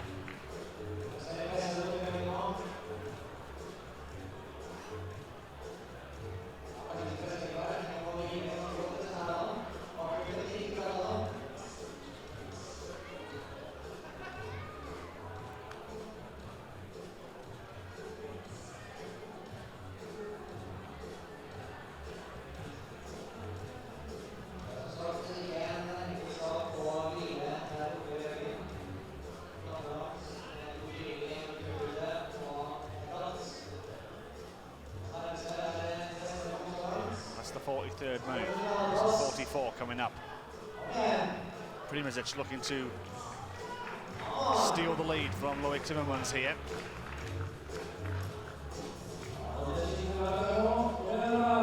Slovenia looking for back-to-back finals. And he's beginning to slip here. He's got to recover, he's got to recover. He does so.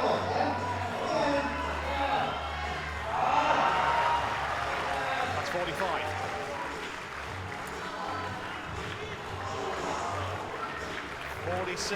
What did he get? The 46th move.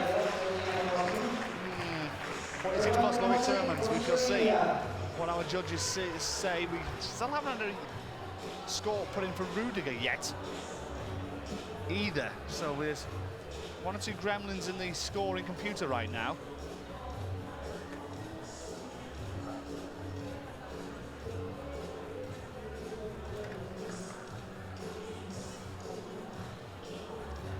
Well, that might be close to taking the lead here. We'll see what our judges say about that one. 46 plus is what he's chasing.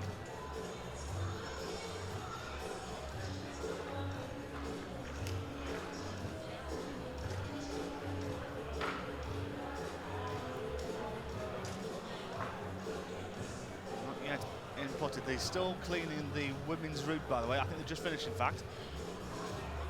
So we'll be resuming the women's semi-final momentarily. Men's are 2 ahead. I'll give you a rundown of where we stand right now. In fact, I've got some scores to give you. Primožič leads. 46 plus is what the judges have given him. Max Rudiger was 44 plus in 4th place. So our top 5 in the men's competition are Primozic leads 46 plus, Loic Timmermans 46 plus, Thomas Johannes 45 plus in 3rd, Max Rudiger 44 plus in 4th, Christoph Hanke 43 plus in 5th place. Top 5 of the women are as stands. Yuka Kobayashi 42 plus of Japan leading, Risa Ota 2nd place 41 plus in 2nd, Rebecca Stotz of Switzerland 39 plus in 3rd, Catherine Chung of Switzerland 36 plus in 4th, Aya Ono, Japan 36. That's the top 5 of the women. 13 climbs still to go there, 11 to go in the men. Here comes Sean McCall.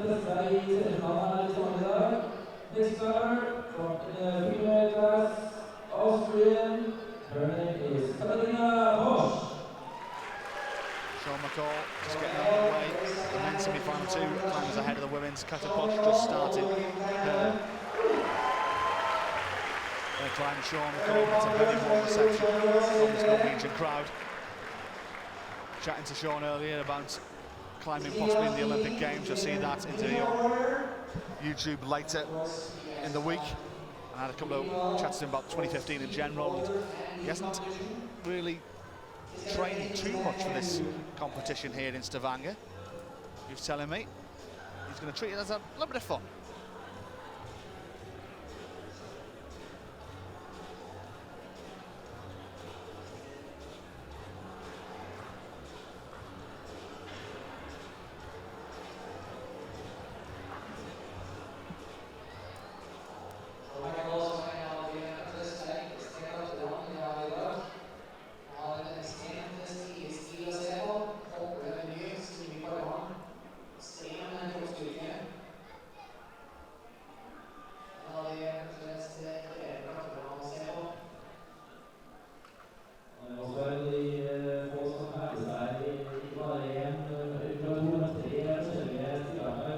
Bosch, the 20-year-old. 5th is a lucky number. She's been 5th on 5 occasions in World Cups. Amazing. 3 of them were last year, in fact, in Mokpo, in Wuzhang, and in Kron. 3 semi-finals so far this season. 21st in Chamonix, 15th in Briançon, 14th in Emst. Not much to write home about for Kata Bosch. McCall didn't take part in Emst. 5th place in Briançon, 11th in Chamonix. Excellent World Cup season last year, only missed out on 1 final. That was in Chamonix as well. Made every final, and he picked up 3 silver medals as well in Kron, Imst and Hayang last season. And he's made lightning progress here of this wall. 46 plus is what he's chasing to take the lead in this competition.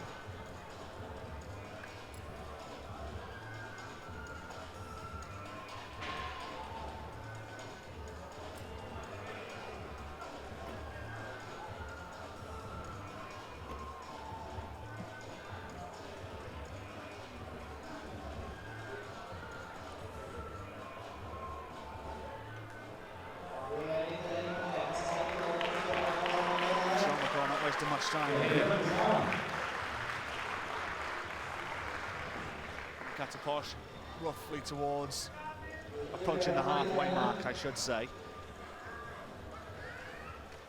42 is what she's chasing, so she's got to get into the upper echelons of that route to really affect the top half of that leaderboard. It's a long way to go. McCall on the 34, 35 route move mark, I should say.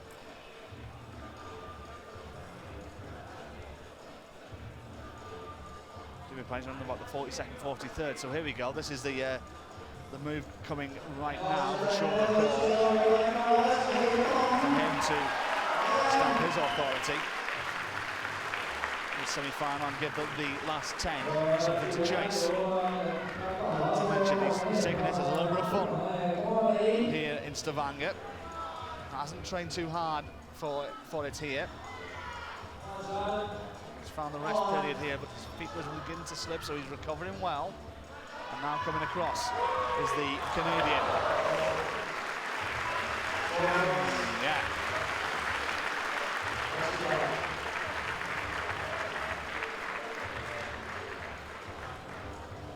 We shall see if that's enough.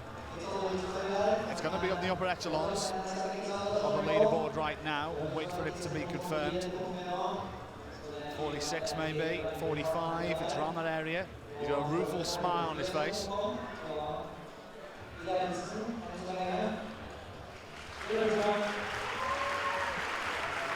we'll see if that is enough. It's still being looked at by our judges who just inputted the score now. So waiting for it to land on my computer. Does McCall have the lead here?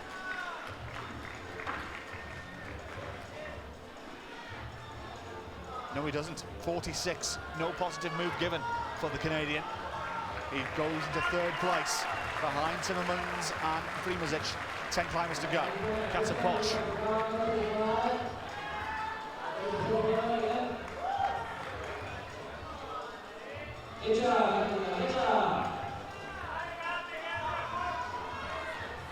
Kata Posh chasing the 42 from Yuka Kobayashi, and that is not going to be there either. That's going to be around about the 36 move mark. Roughly where Ono came off the wall a few moments ago, so wait for that score to land to us as well. But Yuka Kobayashi, who likes setting the early pace, is doing so once again here in Stavanger. She leads with 42 plus, and it could be something to chase. Primozic, as I mentioned, leads Timmermans in second place. I think Lloyd Timmermans has now confirmed himself as his, his best ever result, or matched it at best. 46 plus in second. McCall 46. Thomas Johannes 45 plus. Rudiger 44 plus. Christoph Hanke 43 plus. Thomas Belay 43. Chernikov 43. In that top 8, it's only 3 moves that separated them. The top in the women's look like this. Kobayashi 42 plus, Ota 41 plus, Stotts 39 plus, Chu 36 plus, Ono 36. Kata Posh has just come in on my computer, hasn't been updated on that graphic, but it's coming to me. Third place for Kata Posh, 39 plus. I don't think that'll be enough. I think Kobayashi's 42 is a good shout for him. Good maybe, I think. Otis 41 plus is a good possibility as well.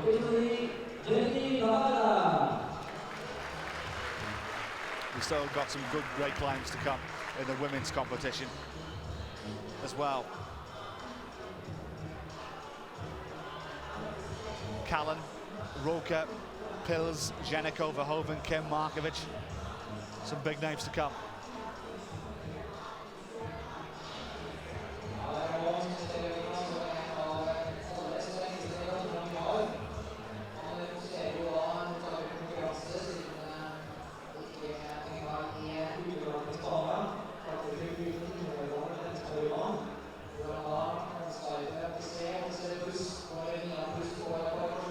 Jenny Levada, the veteran, 2 veterans on the wall.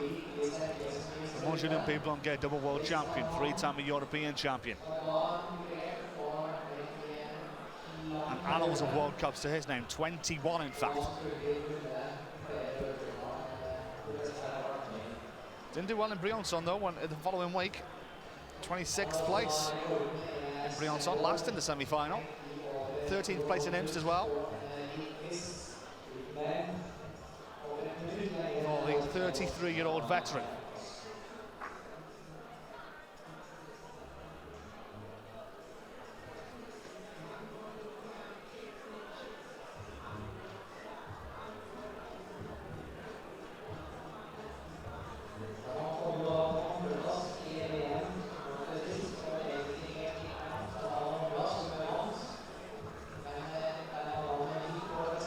Jenny Levada, another veteran, 30 years of age now, the best ever finish in climbing, 4th place in Chamonix 12 years ago, amazingly.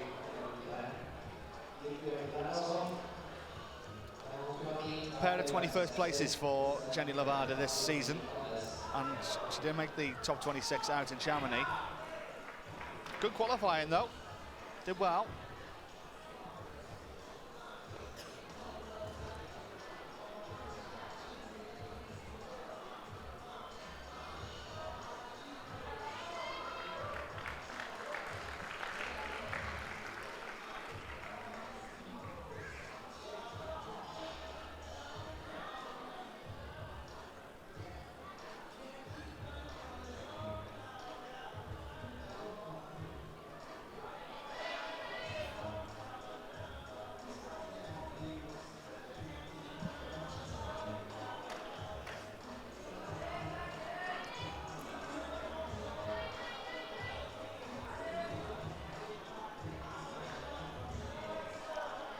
progress been made by the Spaniard. Now then, what can the Matador produce here?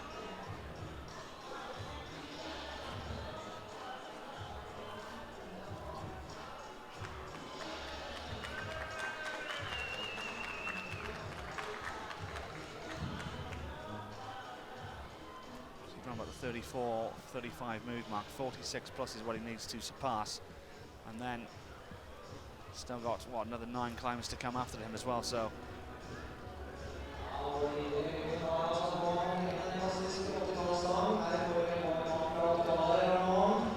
Let's see what Ramon can manufacture on this Stavanger semi-final wall here. Amazingly, it's 10 to 9 here, local time, and it's still broad daylight here outside. I've got this place to the land of the midnight sun for nothing. And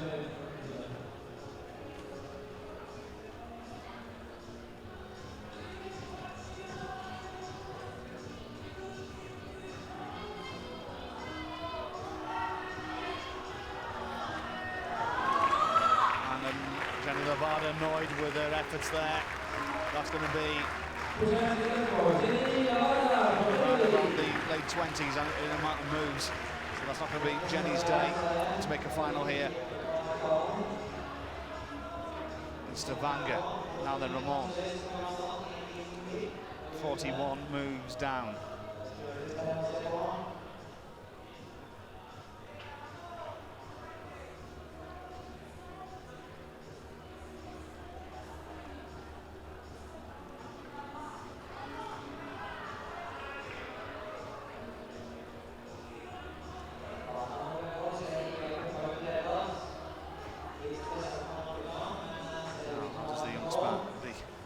Spaniard, I was going to say, but I think he'd be quite happy I said that, actually.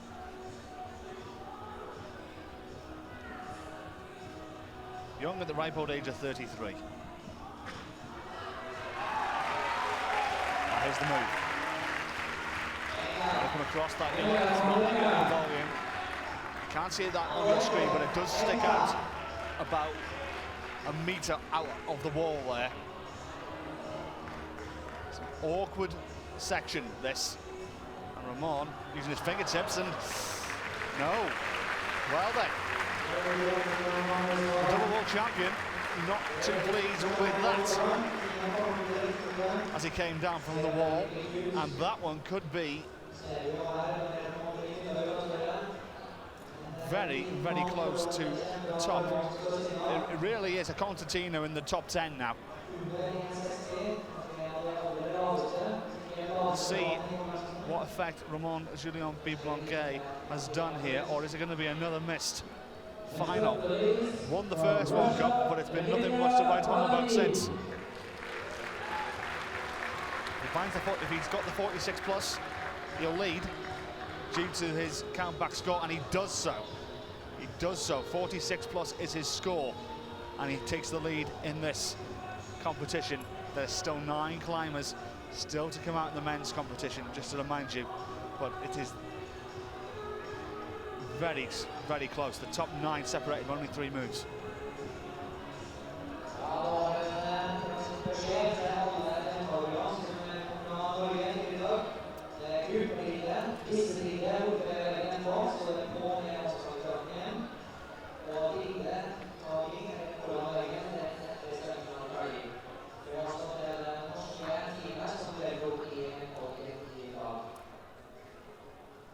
Evgenia Malamid also has come out. The Russian.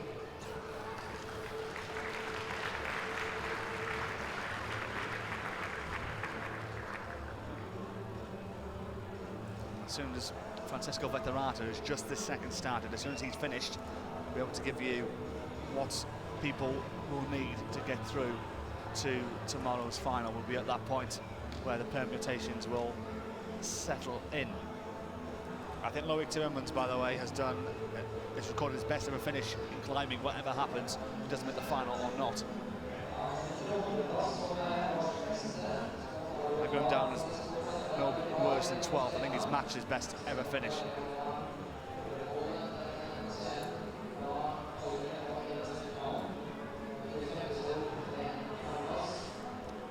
Malamed,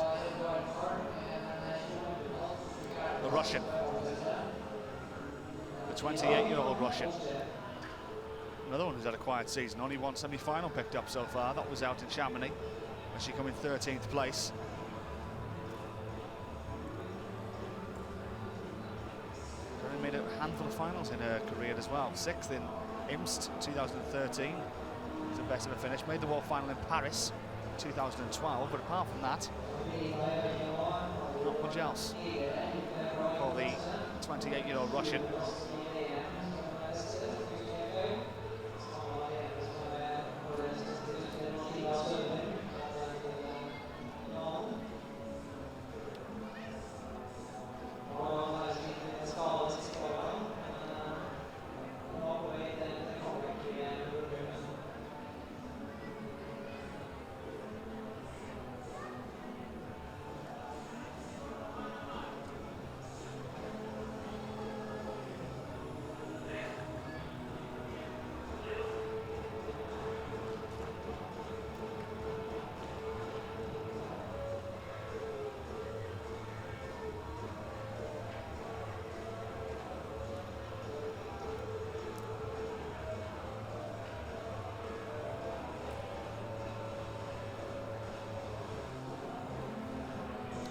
Vittorata, the 22-year-old Italian.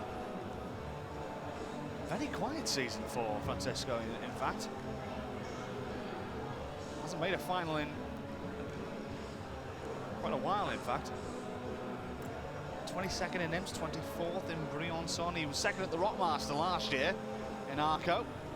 I know the people of Arco are gearing up to the World Youth Championships, which will start next weekend. Plenty of athletes head into Northern Italy. I know Angelo and his team will make him feel very welcome. We've been organising Rockmaster there for many, many years. They've got the World Youths there this year.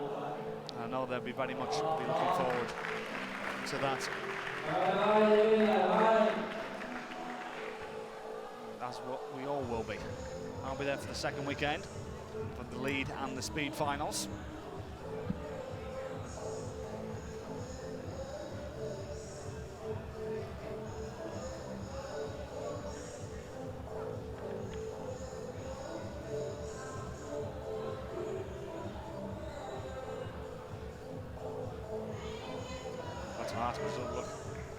He was getting a little bit second-guessing himself there for the moment. He's okay now, and now he's getting to this area. It really has been a red area for a lot of the climbers who have come out in the second part of this semi-final. 9th place came off 43 moves. The lead is 46 plus. That's how close it has been in this section. The route setters have got this one bang right.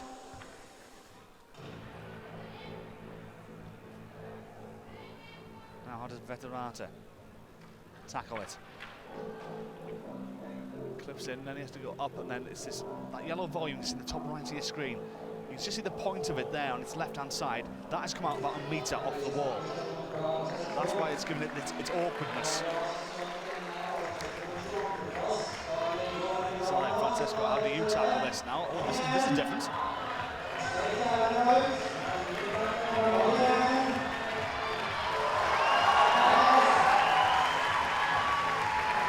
Can he stay in? He can do. Francesco, hello, sir. Hello, sir. He has the lead.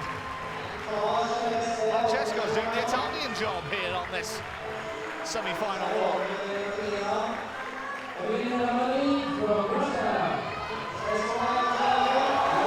Vittorata doesn't know it yet, but he has the lead. Good climbing from the Italian, who has very much had a quiet 14 months. best finish has been 10th, and that was in Briançon last year and Cron at the end of 2014. But you feel maybe that could be more than enough. 8 climbers still to go, and if none of them surpass him, he'll be in tomorrow night's final. So the 23-year-old from Sidico in Italy. Good job, sir. Good job indeed.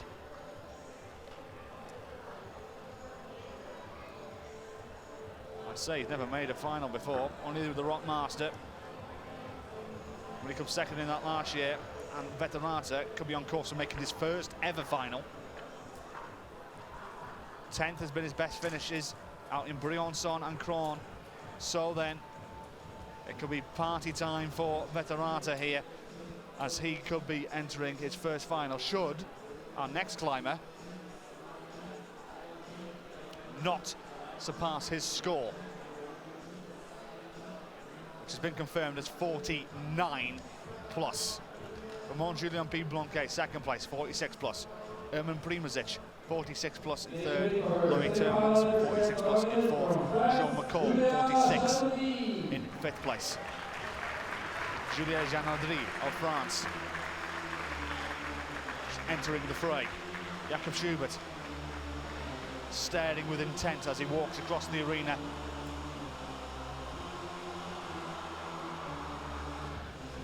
As he looks to tackle this semi-final route. Some big hitters still to come. Veterata's 49 plus. Schubert's just started. Super to come. Midbow will be cheered on by this partisan crowd. Gisolfi, former World Cup winner. Elenka, who's been in good form this season. Skolfic, De Grange, Andre. They are the ones who are still to come out in this men's final. So Veterata has got his best ever finish in climbing, that is for sure. Question is, will he make a final here in Stavanger?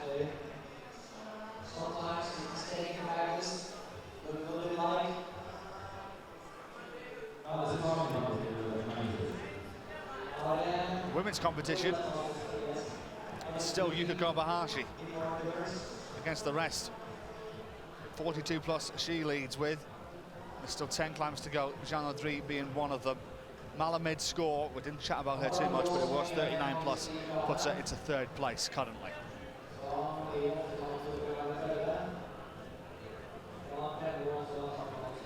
So it's getting exciting here now. Going to see who's going to be here in the final here. It's going to be tomorrow afternoon, I should say tomorrow evening. Tea time, as we would say in England. 4:30 local time. We'll be introducing the athletes. And no doubt this crowd here in Stavanger will be rocking and rolling, ready for that big final tomorrow. It's going to be finishing after climbing with a concert from a bluegrass band, which I'm very much looking forward to seeing. Something different for the league climbs. We'll have a bit of a late summer break. It'll be 5 weeks before the next World Cup, which will be in Purs in Belgium, the end of September, the last weekend in September, in fact. And that wall that faces north, and seems to recall when I was last there 3 years ago. Had a bitter cold north wind going towards the wall. It was the first sign of winter, it was in Purs. When I said 19 degrees on the thermometer, it felt like it was only 4 or 5 above zero.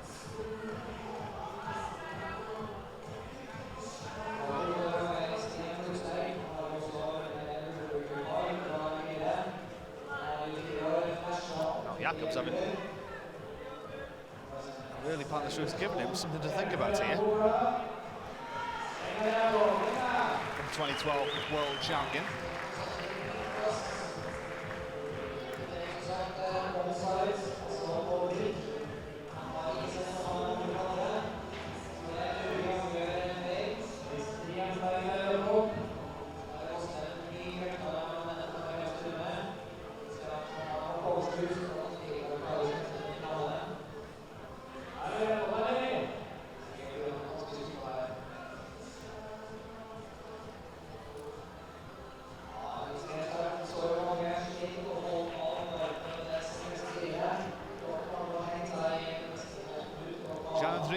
19-year-old.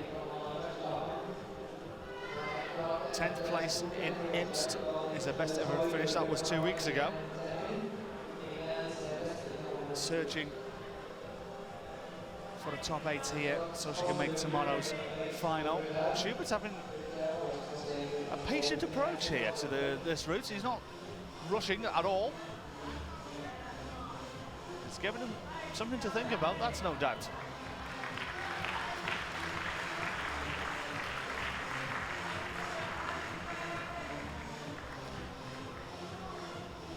Good think about where to go from here.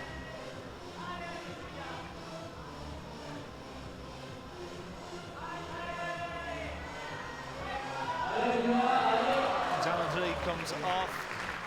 Again, that's around about the late 30s.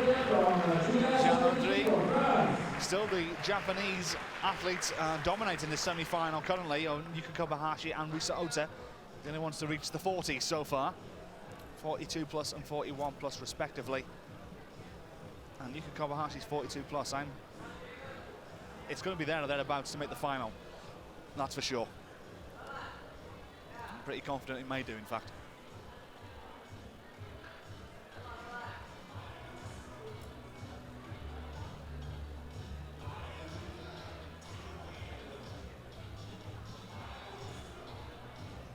Jakob really has taken a circumspective approach.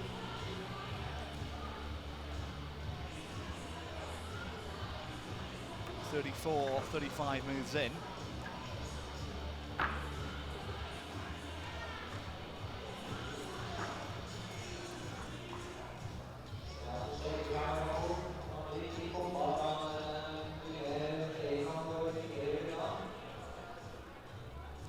Just to remind you, he's got to surpass Francisco Batarata's 49 plus.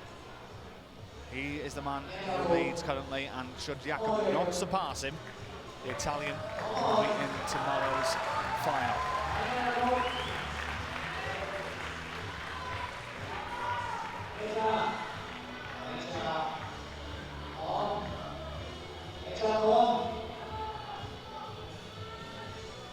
Janadri score 37 plus into 6th. Schubert continuing.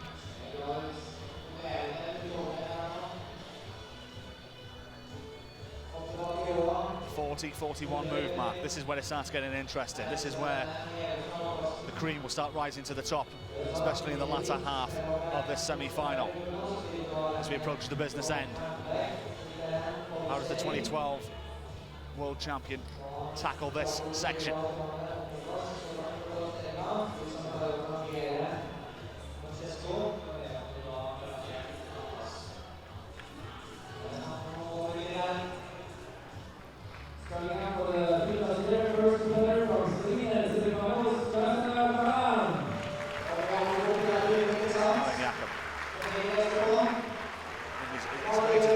To him here.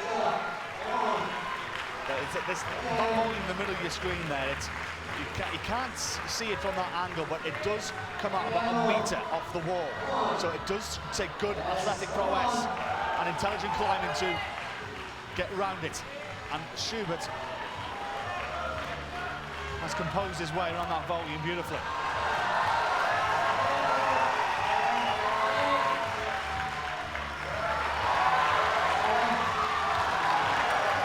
Same for Tabata. That's got 49 points. Himself. But he doesn't know it yet. I think he's done enough.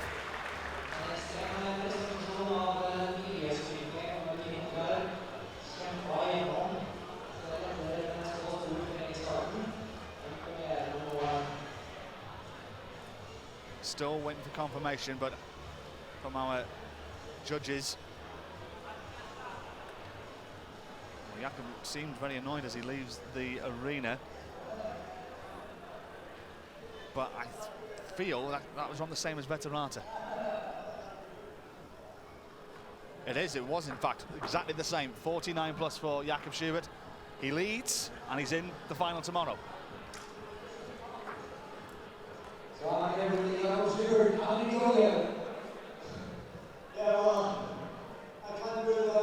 That's your Callan.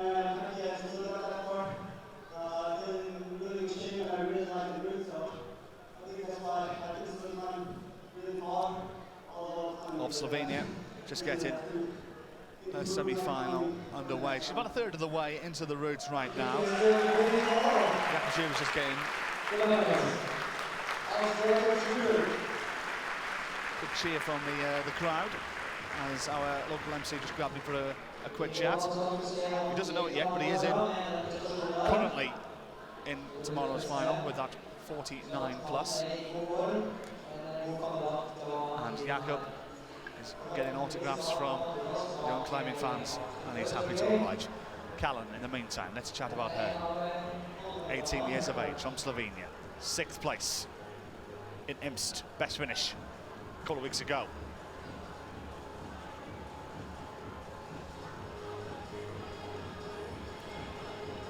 For the Kron native.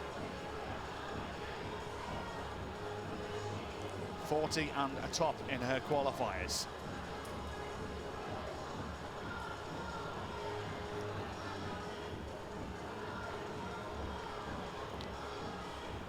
Got this there, just entering the fray as he makes sure his climbing shoes are well tight. He's just making some final preparations before he starts. The same score applies for Flipper. 49 plus is what he needs to make the final tomorrow afternoon. 7 climbs to go there, 9 to go in the women's competition. 42 plus is what Callan is chasing. And she's now, what, 33 or 34 moves in to her climb.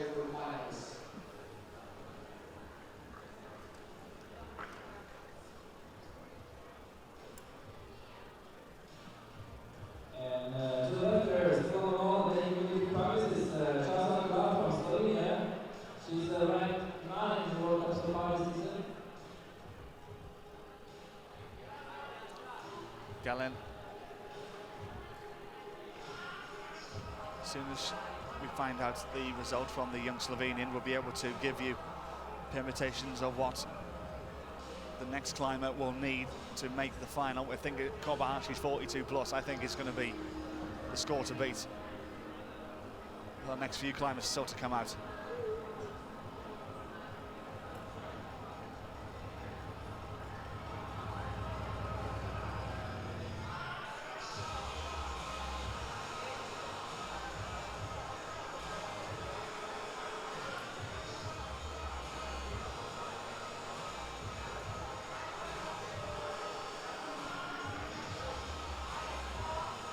Callan making some good progress here. This is the awkward move though, this one. She found a good rest point though.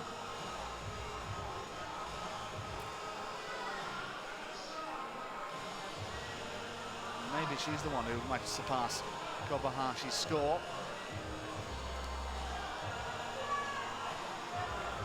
Make sure she's comfortable before making this move on. It's getting awkward for her.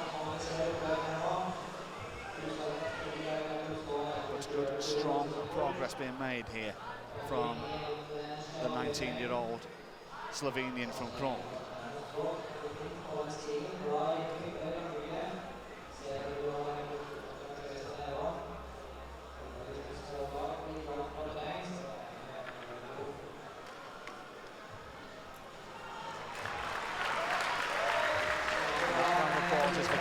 Seems to making good inroads here, and Kobahashi's target now looks vulnerable.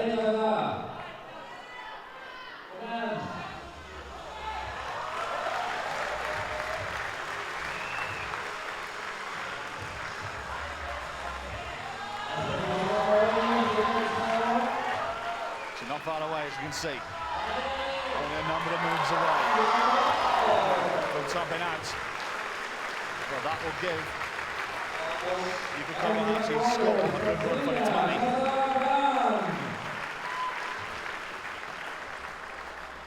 And I think there's a strong possibility that might lead.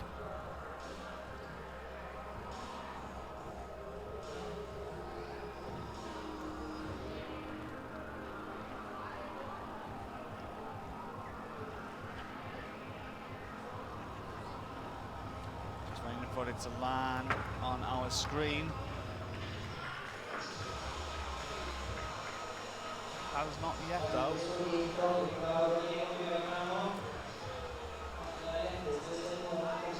Just being inputted into the computer by the judges I can see in front of us, so I'll give you that one when it comes to it. Now then, Zuber.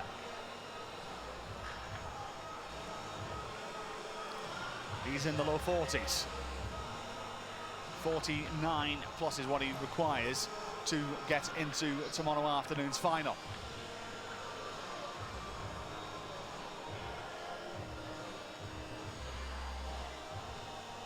Or it'll be Francesco Vetterata who will book his ticket.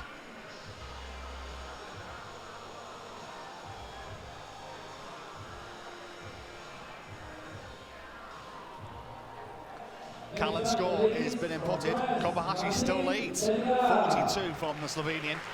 42 plus from Yuka Kobayashi. 18 climbers down, 8 to go. So Mati de Bechera of France needs to get to 42 plus to make tomorrow's final. If she doesn't, Kobayashi has taken the express train into tomorrow afternoon's final. Super now, he's had a bit of a rest and now looks to tackle this section. The winner of Briançon. Pick up his first World Cup there. And Zuber wants to go late tomorrow, but it seems to me when I get this bit right though, he's not there at the 49 mark yet.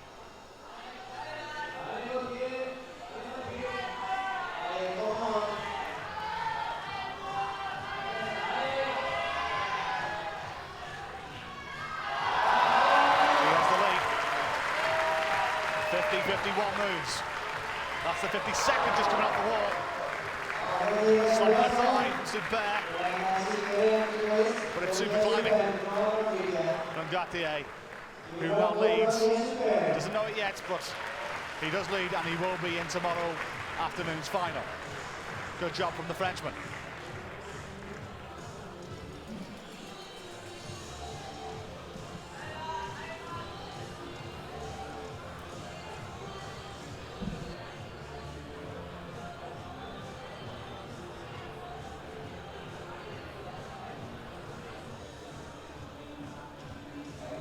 And he joins me right now. Gauthier, congratulations.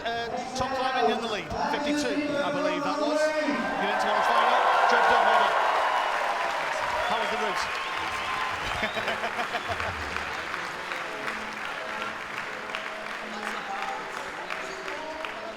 Is it very endurance based? It's very energy sapping, stamina sapping. You've got to use a lot of energy just to get to that section that you got to.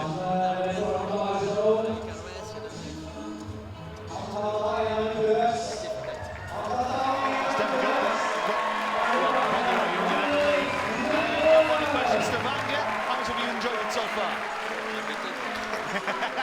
You'll enjoy it even more if you be on top of the podium tomorrow afternoon. I'll let you rest.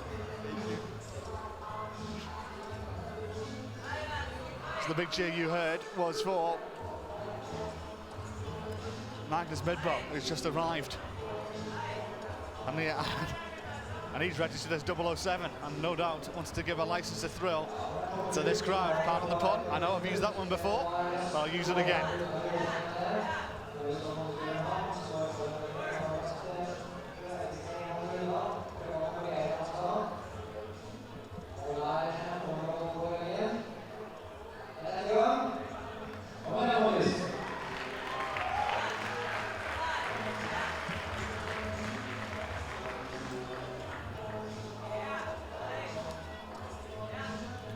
Magnus Midbo, my word, he'll give this crowd something to cheer should he make the final. Same score applies, 49 plus is what he needs. That's Francesco Vetterata's score for him to get into the final, and my word, everybody here is right behind him. Bechera, by the way, has made steady progress, must be said. She's still, I reckon, a good 10, 12 moves away right now, though, from Kobayashi territory. I think her 42 plus is going to be more than enough. I think one or two still may fall short of that.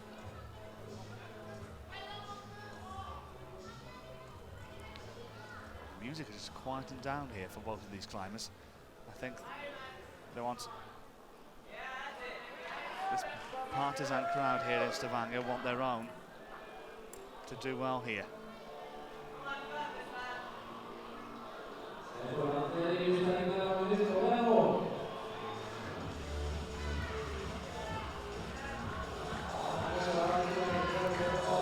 is the first awkward section. Midbow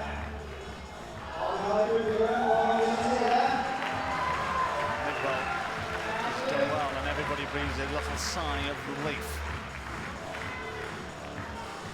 Becerra, in the meantime, round about the late 30s of amount of moves, now finding her rest period before she tackles the final section of that women's semi-final route.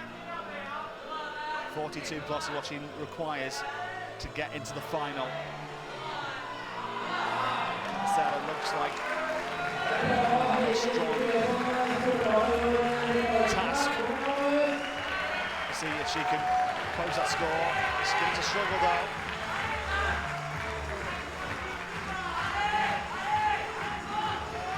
Midbow being widely cheered.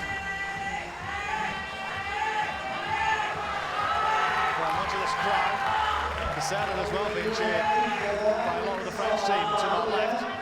Becerra possibly supposed to score here, got to clip in of course, before she can move on and you can see how far away she is. Magnus Midbow taking healthy progress before he gets to this danger that she's just arrived at now, the 40th move, 40 to 49. As we had got to best said, it's stamina sapping this route. Becerra comes off. I don't think that's going to be 42. It's going to be up there, but I don't think it'll be 42. I'll wait for it to be confirmed. It's going to be a good climb though from Becerra. It could be around that area. You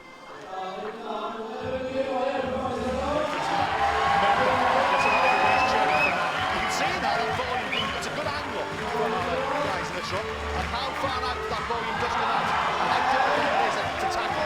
49 plus is what Midbow needs to give this crowd something to cheer. 46 plus is a half a chance.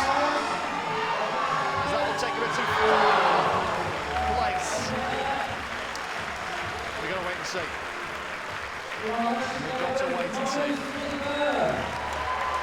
If it's 46 plus, he's got half a chance. If it's not, then unfortunately, I don't think Norway will have one of their own in tomorrow afternoon's final.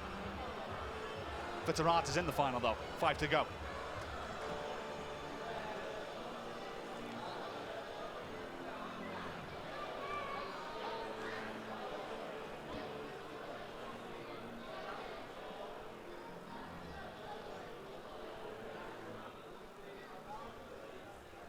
Just both scores waiting to be inputted. I'm still waiting for Becerra's score to be landed. I'm still waiting for Midbow's to be landed. He's going to have a chat with the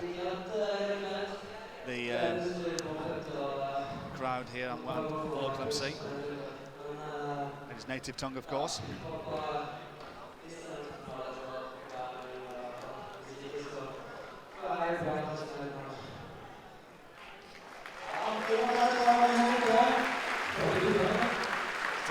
Magdalena Roca just coming out, so we'll chat about her in a minute. We're still keeping an eye on these scores that yet to have been inputted into our computers here. As I mentioned, we've had problems with the internet here about an hour before play, and it looks like the Gremlins may have returned.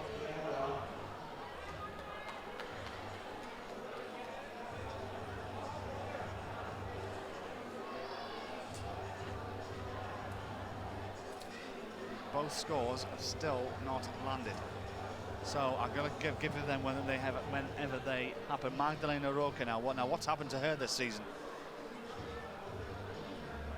Only missed one final last year. That was in Cron. She didn't come out the top 5 in the 8 previous.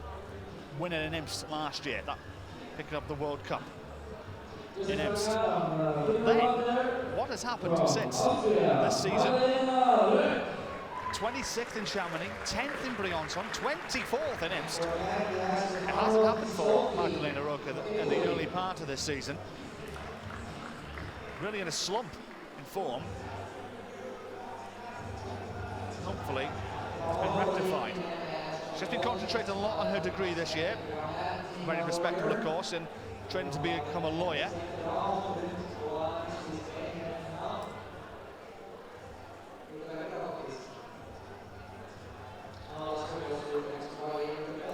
To see if the form that she came with last year has returned in 2015. It's been a quiet start to her lead season with, well, nothing to write home about. Hasn't made a final.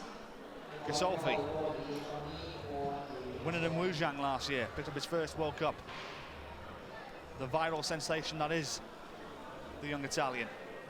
For those who haven't seen him, took part in the game show Ninja Warrior as part of the climbing team there, and completed the course. That surprised the crowd and the show, and it was watched by millions of viewers on YouTube and other social networks since.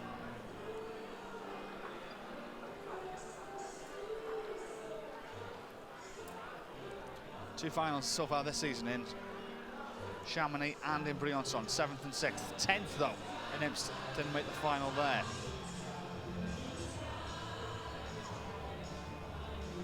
And apologies, we're still waiting for these scores to be inputted. They haven't been inputted yet.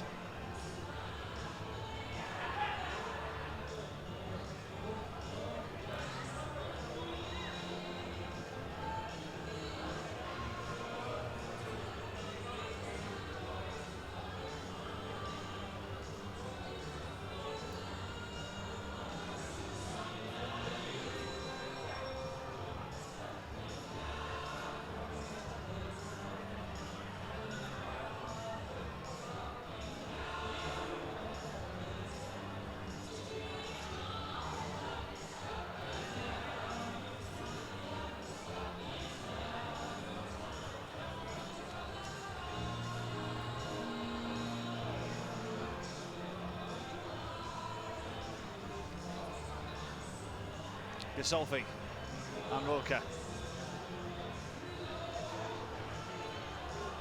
Well, for sure, Gisolfi needs 49 plus to definitely make it to the final tomorrow. Magda Roca around 42 plus should be good enough. As I said, her scores have not come in, and I think we may have internet problems here as well, so that's why we have a delay on our scoring system. So we're going to play it by ear for now.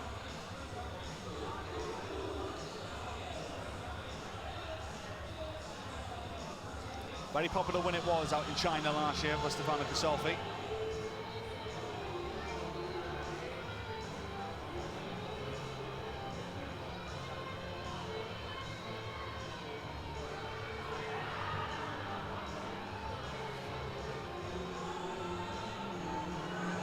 Magda Roca has come off the wall earlier once more. Oh dear, the trials and tribulations continue for the young Austrian.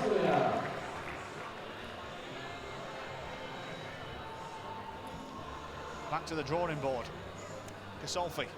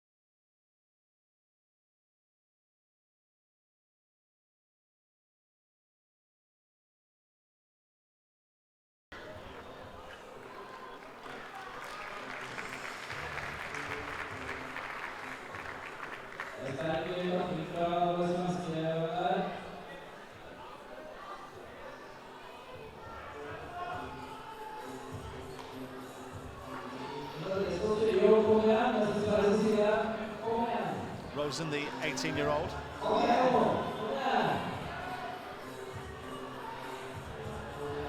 34th place in bringing on some 9th, and Imps got very close to Imps as Seb Ellingham just comes out to join the party.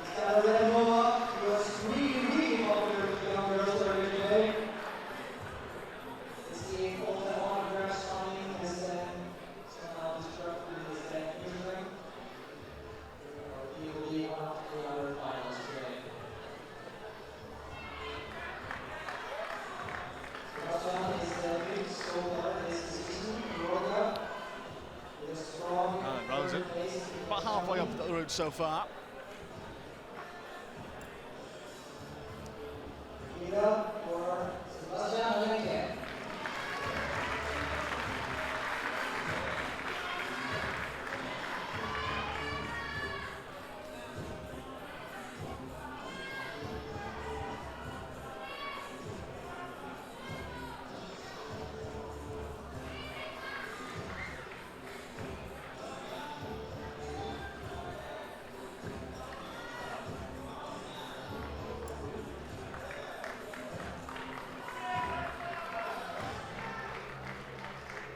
Sebastian Helenka, who was in 3rd place in Chamonix earlier this season, and Domin Skovic, who was commentating alongside me at the time, said he should have won it.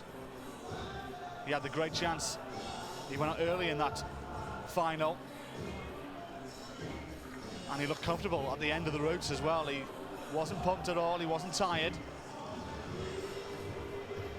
Just made an unforced error to come off the wall, and he landed in 3rd place.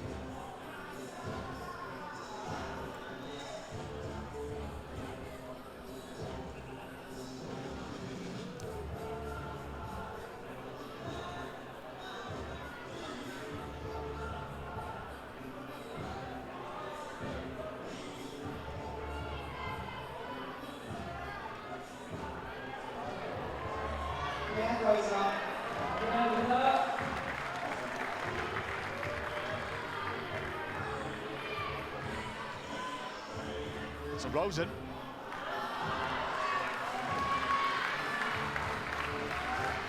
Maybe giving Scandinavia something to cheer here. Especially if she can maybe top out. She's got to find the 42 mark. Ah, she's just come off unlucky.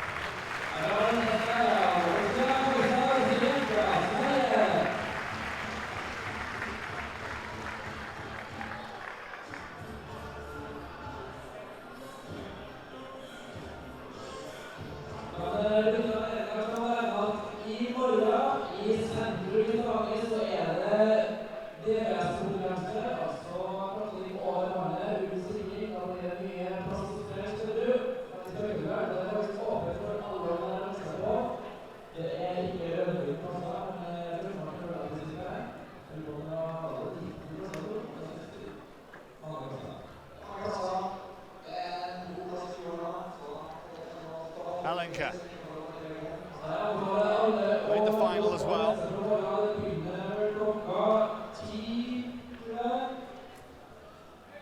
Earlier this season in Imps a couple of weeks ago, he didn't feel too well actually out in Brionsson.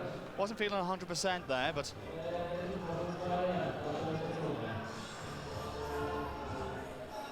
I think he's got to get to the 49 plus mark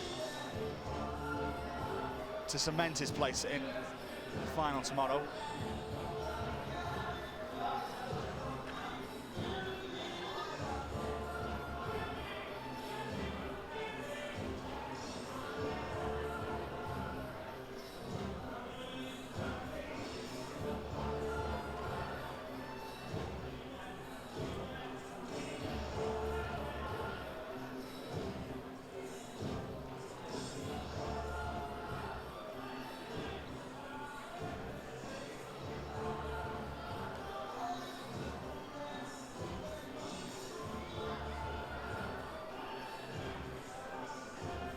Next paragraph for the women is Jessica Pins from Austria.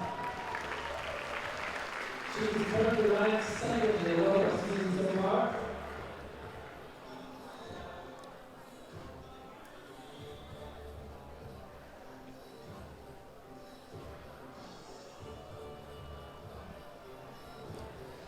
Halenka. Now then, here we go. What can he do here?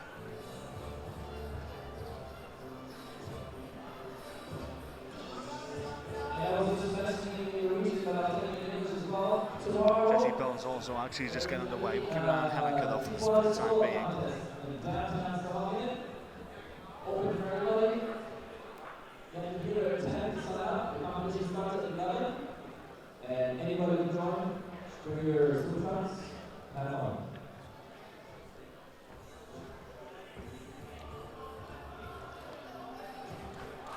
Now then, here we go, Seb. Round the volume. Good job.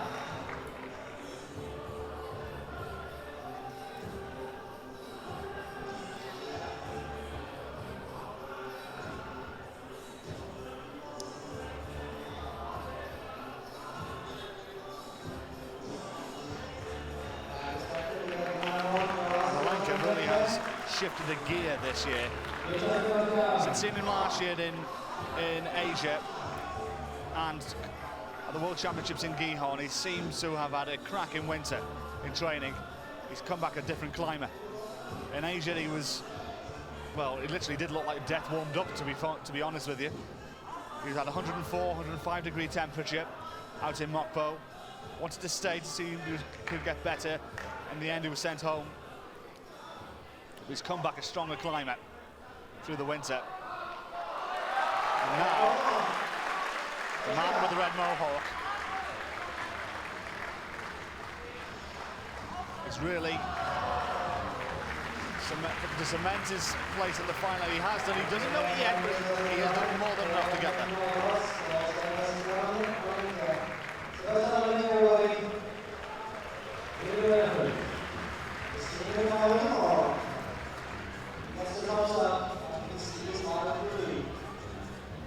Yes, Halenka will be in tomorrow's final. I think he surpassed the 49 plus mark. He's around about the 50 area. So my internet's down at the minute, so I don't know any score.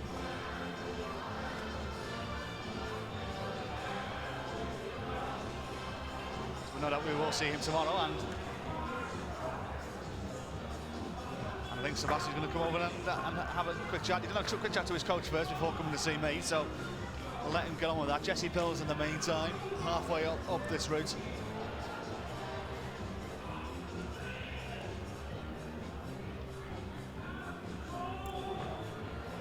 And while we're waiting for the next male competitor, excuse me, the opportunity to mention there's going to be a party tonight. After the semifinals is finished, there's going to be a party in downtown Stavanger at a place called U. So Scott is just coming into the arena. Jesse Pills is getting towards the business end now. It's exciting stuff. So everybody, bring your friends, family, your next of kin, and some money, and show up and leave.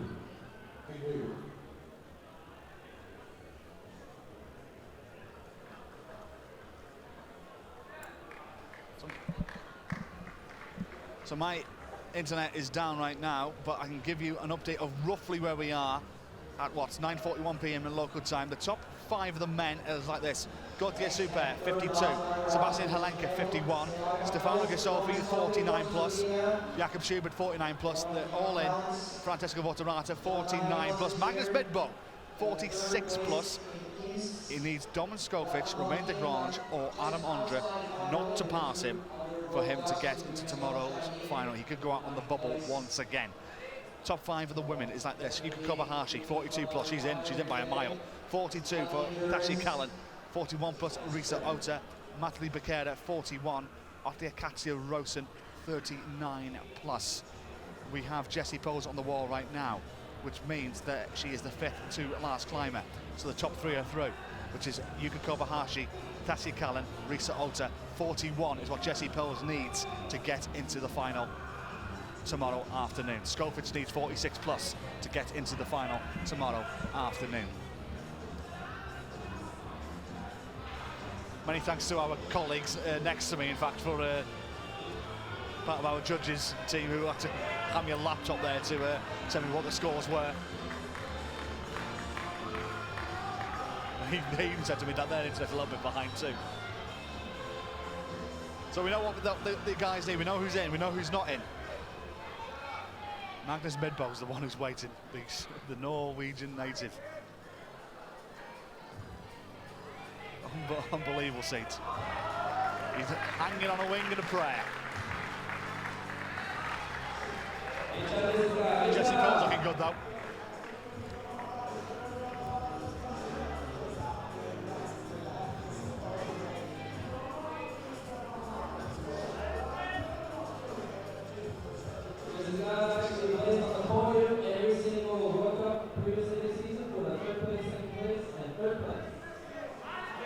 Skofich.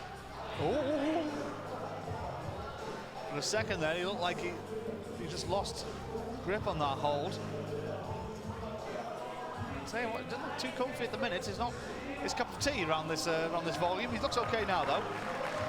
I think he's recovered well, hence the round of applause. Jesse Pose is looking very sound right now to please the Austrian team.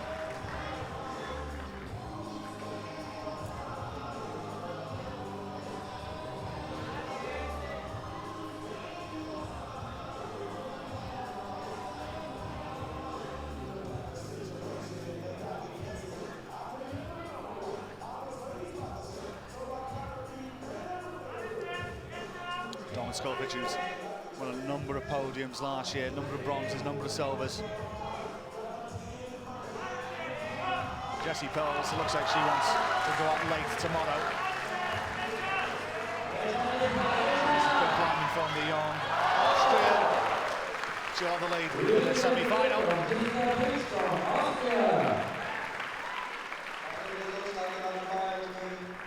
Will certainly be another final for Jessie Pels. Dominik Skofich now. He's got to get to 46 plus to guarantee his place in tomorrow afternoon's final. Skofich, who missed 2 finals this year. 9th in Chamonix, 9th in Briançon.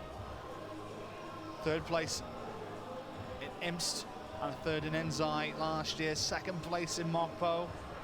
He's been knocking the door, hasn't he? He's been knocking the door indeed.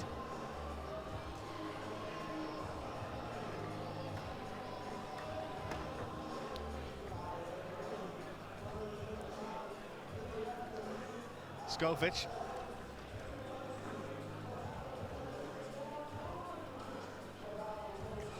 Now he's getting to this awkward area here. There's just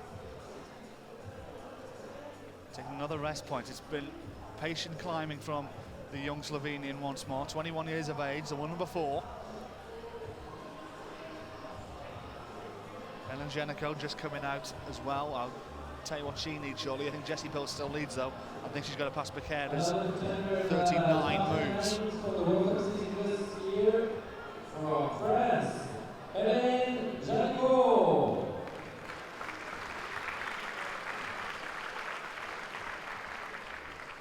So then, Dominik Skofich getting to this awkward area of the routes.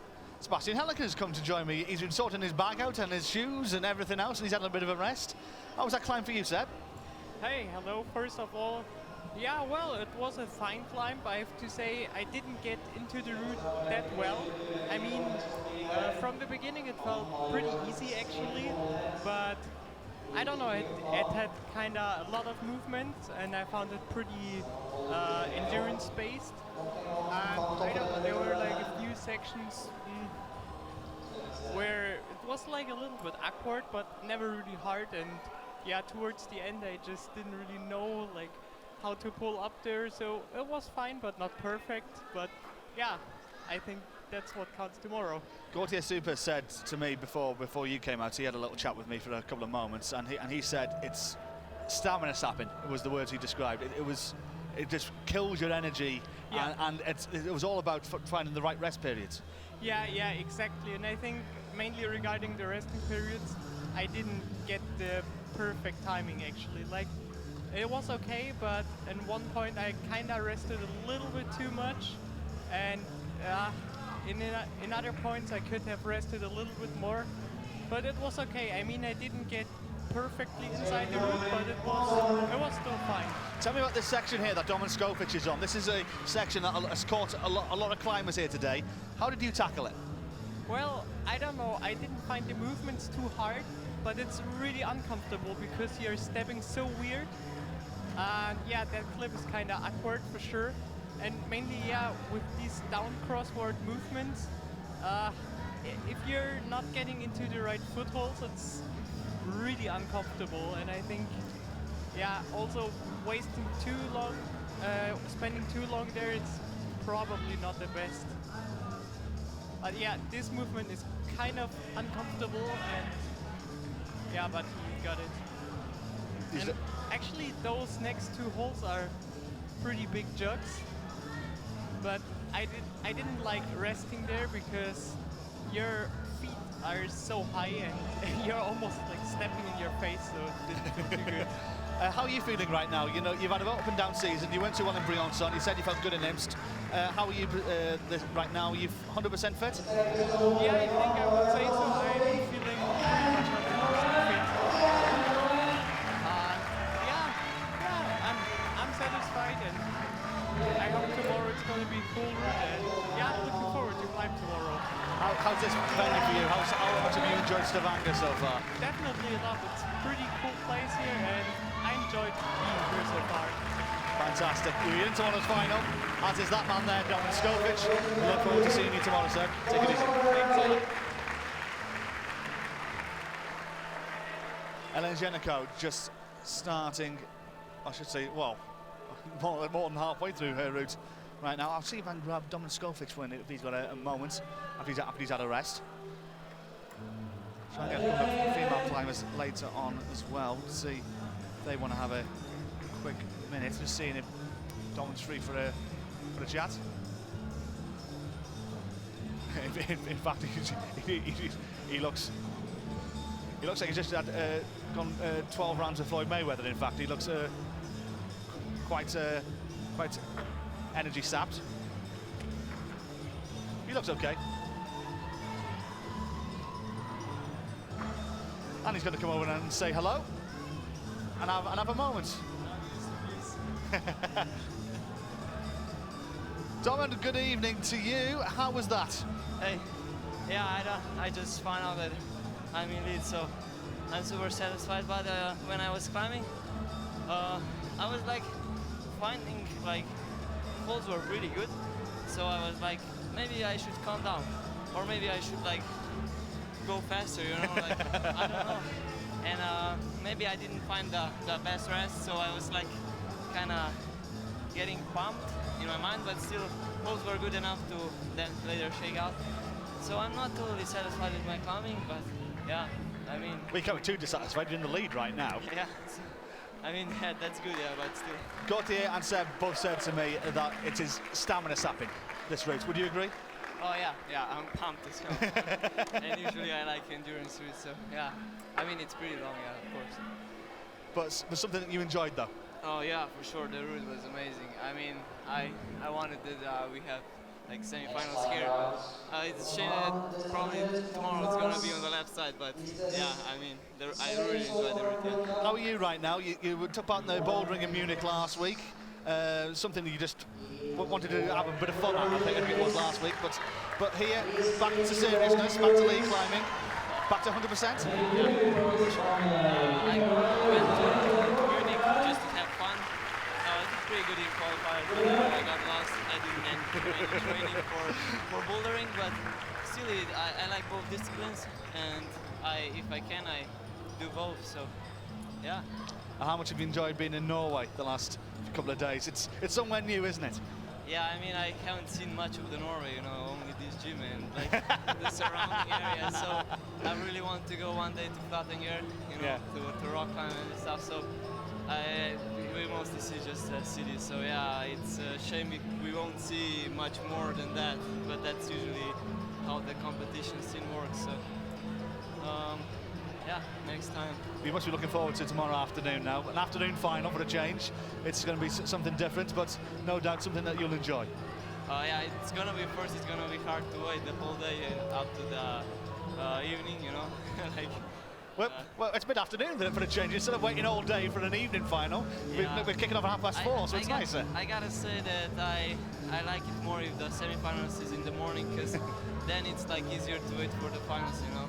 Because like doing the whole thing today, it's kind of tiring, but tomorrow it's gonna be really hard to wait to climb in the evening. So yeah, that's how it is, you know. It's competition, and we have to deal with anything that we get. So. Indeed we do, indeed we do. Dobbin, well done. You're in the lead right now.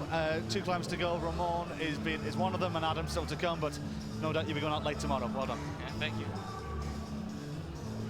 Domin Skofic leading right now, with 2 climbers still to come out. Annick Verhoeven just getting underway on the women's route. This man took 92 goes to win a World Cup, and he finally got it in Imst. And you know how we celebrated?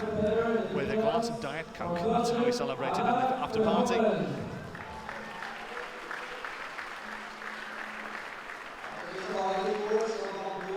Still strict to his regime, still strict to his diet, and still climbing brilliantly at the age of 32. Romain de Grange, European champion of 2013, has not missed a final. I tell you this, hasn't missed a final in 14 months. An amazing achievement for de Grange, and he hasn't missed one for a number of years. He has made the last 12 finals since the start of 2014, hasn't missed one. 46 plus is what he requires to get into that final tomorrow.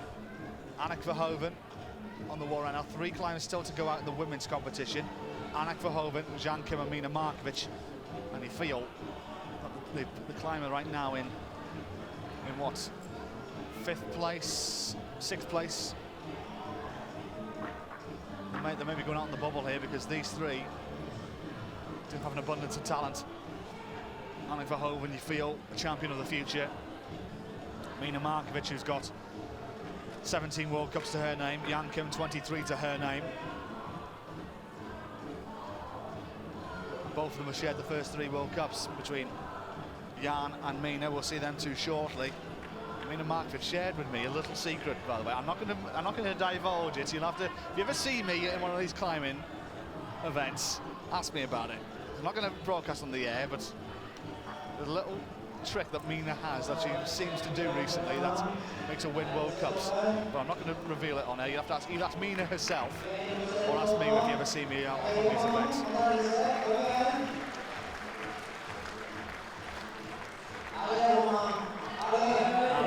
Romain de Grange, who's wasted very little time, to be fair, to get to this point. I said 46 plus, he surpassed that, he's on the lead. This is a great advert, in fact, for any climber who's on the road right now in IFSC competition in their mid-20s, who haven't yet reached a final or a semi, in fact, and just seems to struggle. Check the women's approach. Look at this. 32 years of age. And he's still climbing like he's still in his peak. That win in Imst has given an whole lease of life to the Frenchman, who now leads this final here in Stavanger. It's a great cricket terminology. 1 brings 2, they say, and that might be the case for the 32-year-old Frenchman.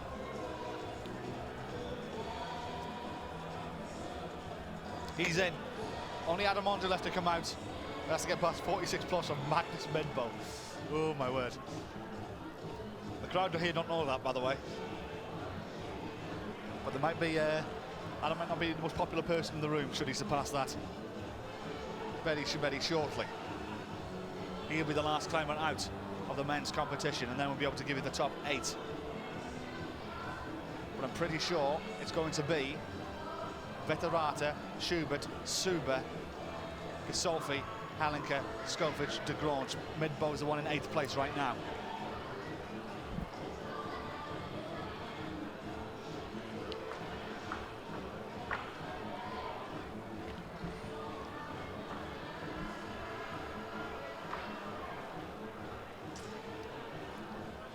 The women's competition Ellen Jenico, who leads, 42 plus. Jessie Polks, 42 plus.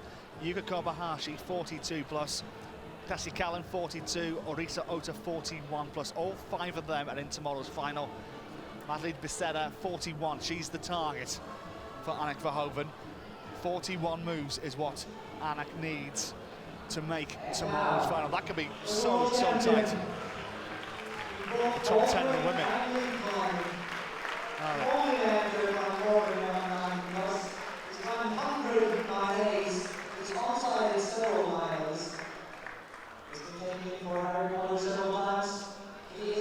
Adam Ondra has just come out into the arena.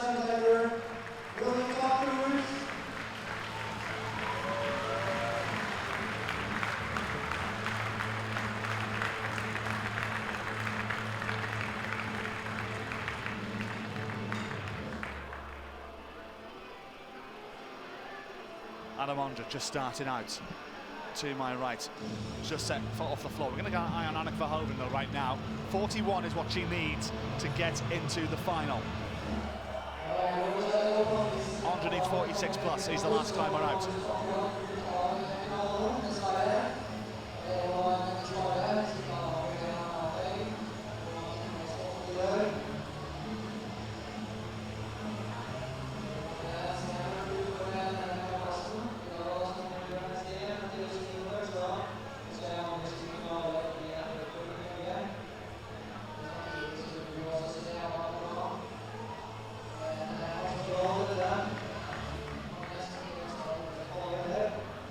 Verhoeven's round the point of no return here.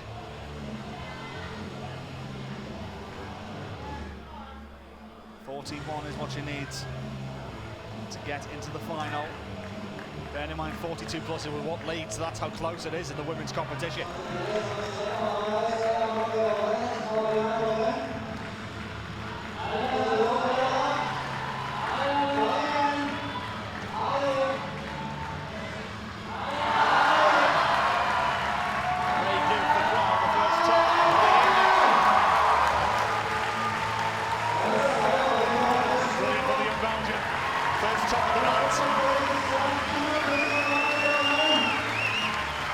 Stavanger crowd have been patient all evening, and the 19-year-old from Belgium, Anneke Verhoeven, is the one who's given them the first top of the night and will lead this competition.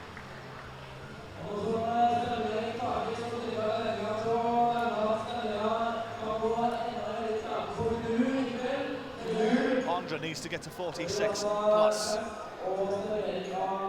Chatting to him earlier today, he was quite disappointed what his 2015 season.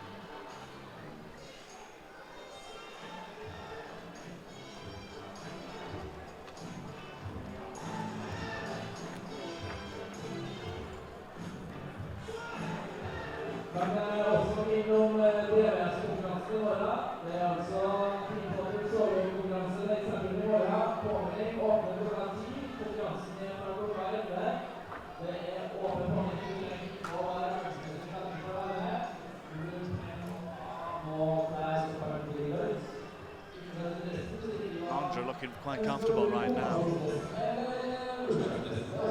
Final climber in this men's semi-final. 2 climbers to go in the women's. Mina Markovic and Jan Kim are them two.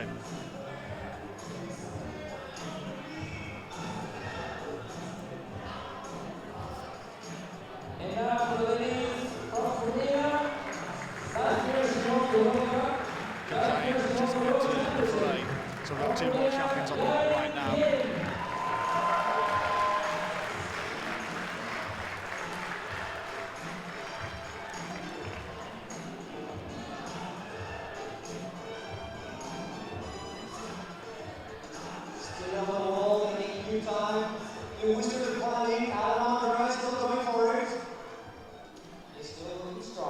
Ondra on at the 40 move mark.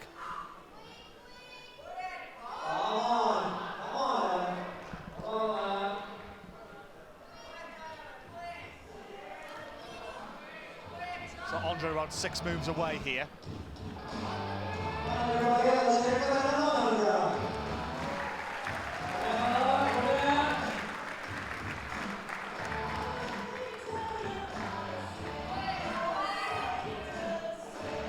Should he get to 46 plus, he will knock out Magnus Midbo, who will go out at number 9.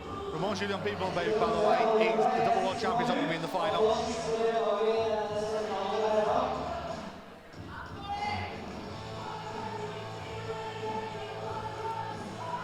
Andre taking his time on this point.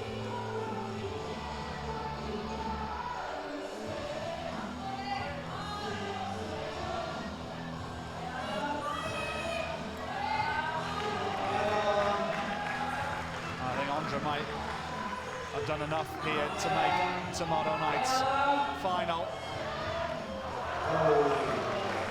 Doesn't know it yet, but I think that will be enough. It's around the 49 plus mark. He may go out on mid-table. So the route setters gave them a devilishly difficult route. But still, final for tomorrow. Doesn't look too happy. How was it done? Pumpy, he says. Stamina sapping routes, and he's just shouting to everybody around us, pumpy. It wasn't easy. I'm just trying to grab Anneke Verhoeven, in fact, who's just having a chat to somebody at the side. Hopefully she's going to come this way. 2 climbers still to go out in the women's competition, Yang Kim being one of them, who needs to get to 41 moves, and she's just getting things underway.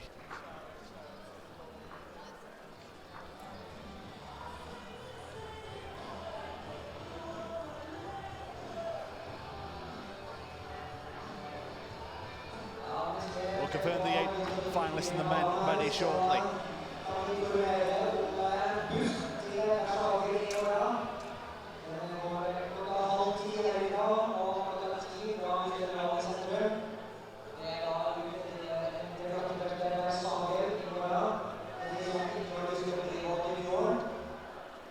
Kim Jae-in didn't have a good IMSS. She's, in fact, not got a good track record at IMSS. She's never won there, and she didn't even make the final there this year. Went out in 12th place for the world champion of last year. 23 World Cups to her name. It's like a band of yellow across my screen. What a World Cup she has won. And in fact, there's only one climber in the last 12 World Cups, being Magdalena Rock in IMSS last year. The only two split, Yang Kim and Mina Markovic. They have shared the other 11. They're in a league of their own. A little bit of information about tomorrow. There will be flying outside at the really great track called Stavanger. Nice and vertical, first in the sun. Good fun for everybody that doesn't want to get wet and before this whole contest. There's only 9 tickets for the bus, so it has to be pre-ordered. You can ask your region how to do that. The bus leaves from here, Semifinal at 10 o'clock. 10:15 from here. So Kim Jae-in, the penultimate climber in the women's semi-final. 41 is what she is chasing.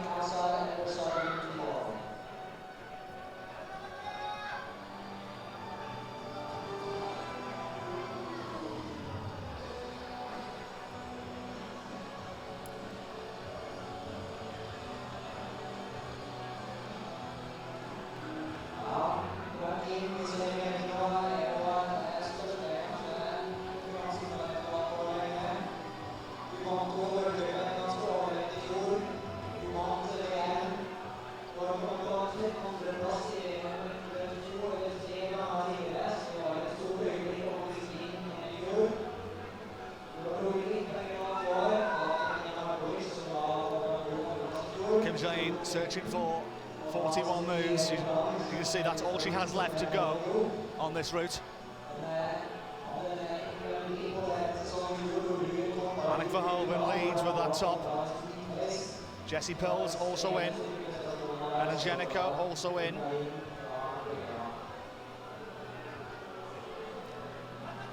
Yuka Kobayashi in, and that is Risa Ota.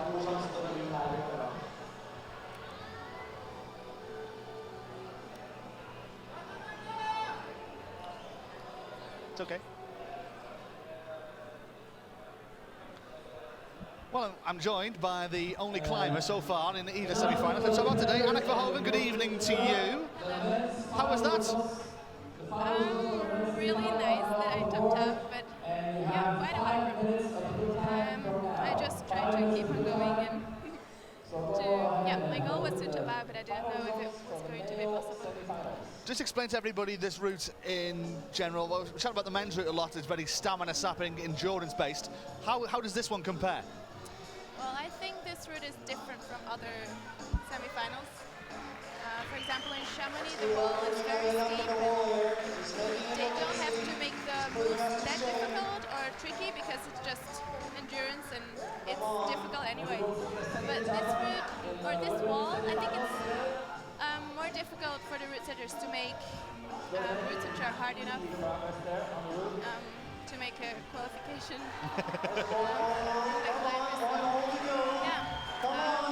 It was quite tricky. So, especially at the end, she got upset. Yeah, well, we wouldn't expect anything else from Kim Jae-in, would we? But she's joined you as the second person to top out today. You mentioned, though, how close the route setters have made this. Looking at the scoreboard, you've topped out, and on Kim Jae-in, I think third place to seventh place right now is 42 plus and a 42, and eighth place is 41. So that's how close it is, and we've got one climber still to go. So I thought when I was climbing, I thought it would be like this because there are some difficult parts which you have to pass, and then you arrive at a better hold and you can rest again, and then you start relatively fresh. So I thought it would be like this. Many people climbed high. what was the key at the end of the route, though? Well, when I had the smaller hold on the right, I thought, okay, I'm not going to put my right foot up, but my left foot, so that I could go. Do you say that diagonal? Yeah, diagonally, yes. Diagonally. Yeah, that's diagonally, yes, yeah. Exactly. Yeah, so, okay.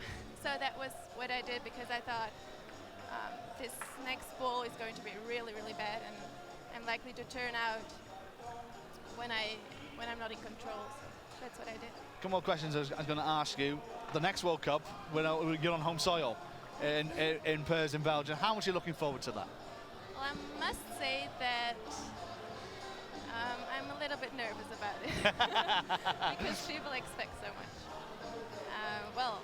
I really like the people of the climbing gym, but of course they want me to climb well, and yeah, that's nice, but it's also quite a big pressure. But could you use that as a positive, though? Of course, try and use all this emotion. Last time it was like this. In the semi-finals, I really felt pushed by the public. How are you feeling right now? You're 100%. You're injury-free right now. The season so far has been okay for your standards? Well, not IMST. not IMST, no. That was not so nice, but well, I have to be careful with my body. I feel when I was younger, I didn't have any pains, and now I don't have injuries, but I feel that my body has to rest a lot when it can. So in between the competitions, even in between the routes and the rounds. One final question from me is about this place, Stavanger. First time we've been here for the Senior World Cup. How much have you enjoyed it? Oh, I really like it. I think the organization is really, really good for a first time. They're doing their best, so I enjoy it very, very much. And we've enjoyed your climb here this evening. Anna, many congratulations. You topped out. We'll see you late tomorrow. Yes, thank you. Annick Verhoeven, one of two climbers who's topped out today. Final climber on the wall is Mina Markovic. Matilde Becerra is her target of 41. As I said, it's like a concertina at the top of that leaderboard. 42 plus, 42s in there as well. It's been fascinating as darkness has descended here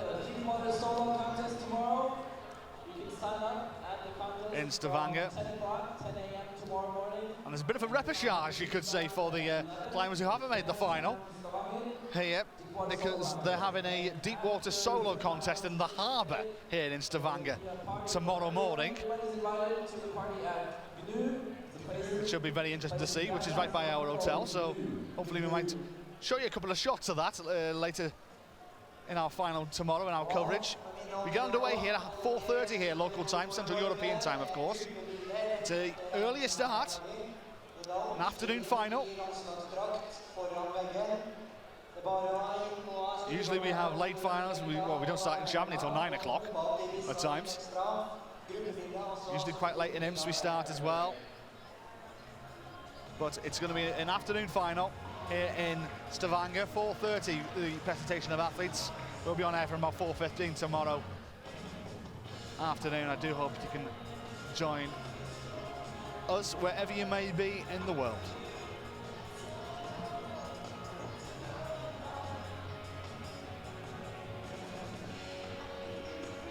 Mina Markovic is the last climber out.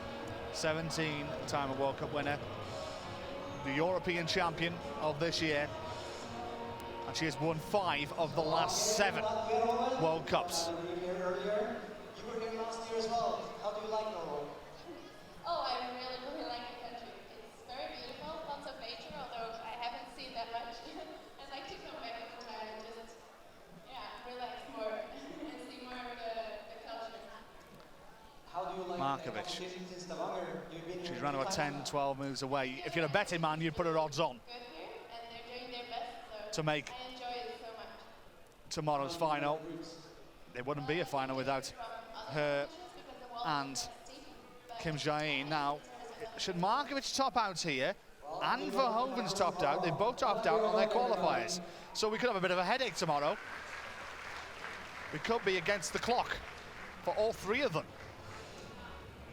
as a separator. That's something for our route sets to think about when they plan their routes here tomorrow.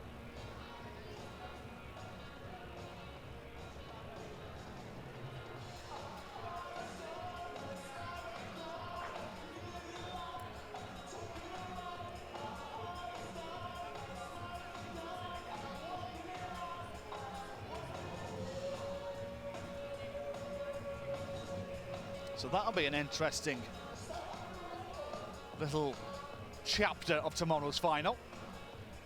Should mean a top out here.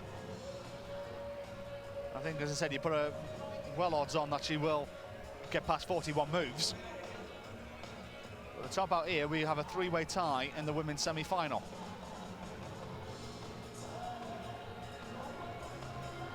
Between Markovic, Kim and Verhoeven.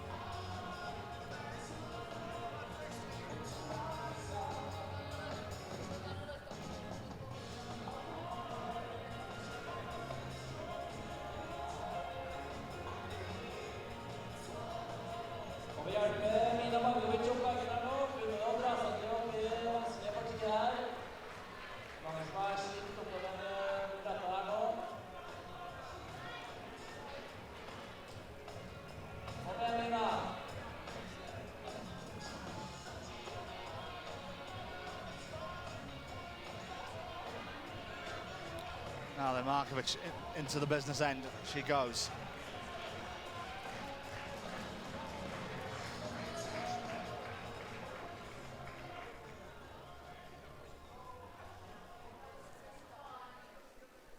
Oh, just biting away a little bit of tape from her finger. She wasn't too comfortable about that.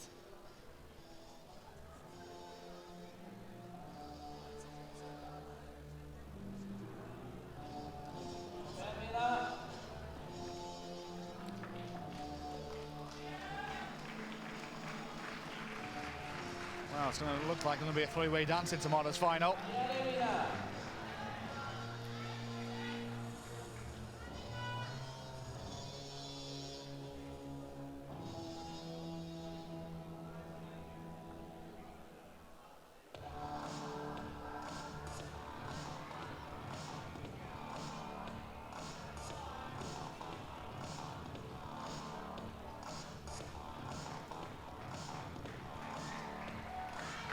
So Markovic only a couple of moves away now from topping out.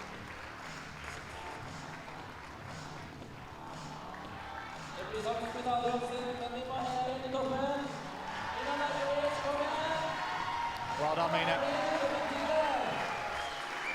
So then we are going to have a 3-horse race at the top of the leaderboard.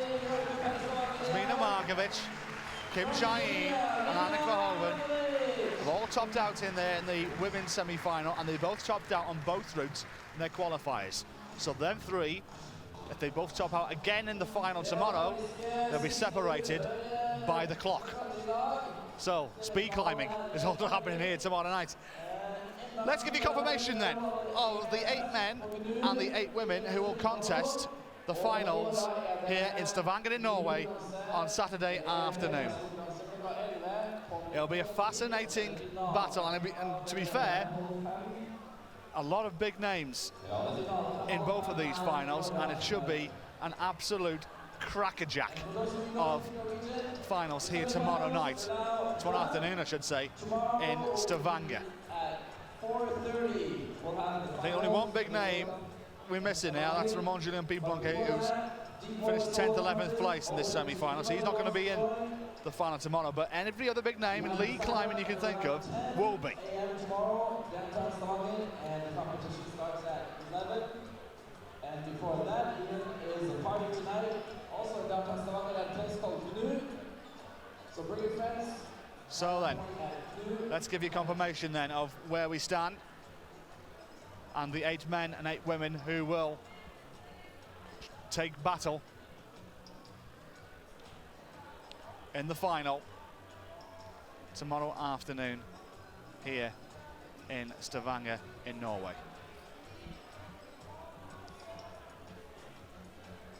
Only half the job done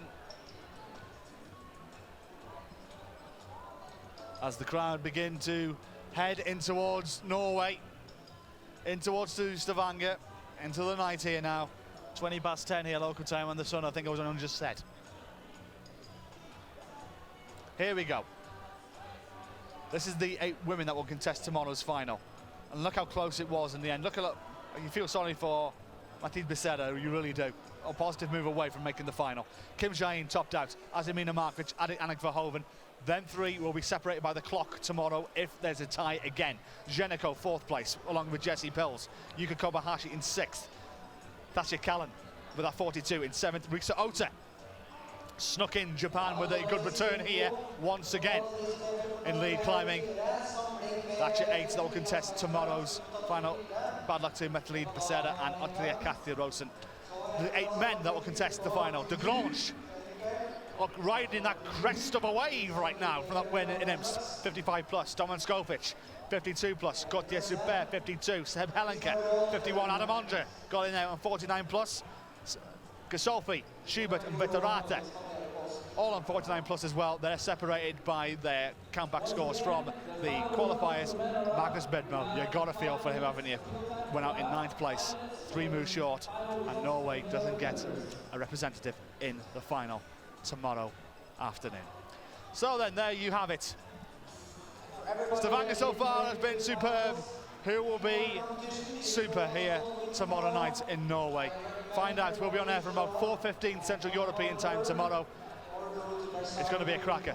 Trust me on that one, it will be. From me, Johnny Bryan, I wish you good night from Norway. Bye for now.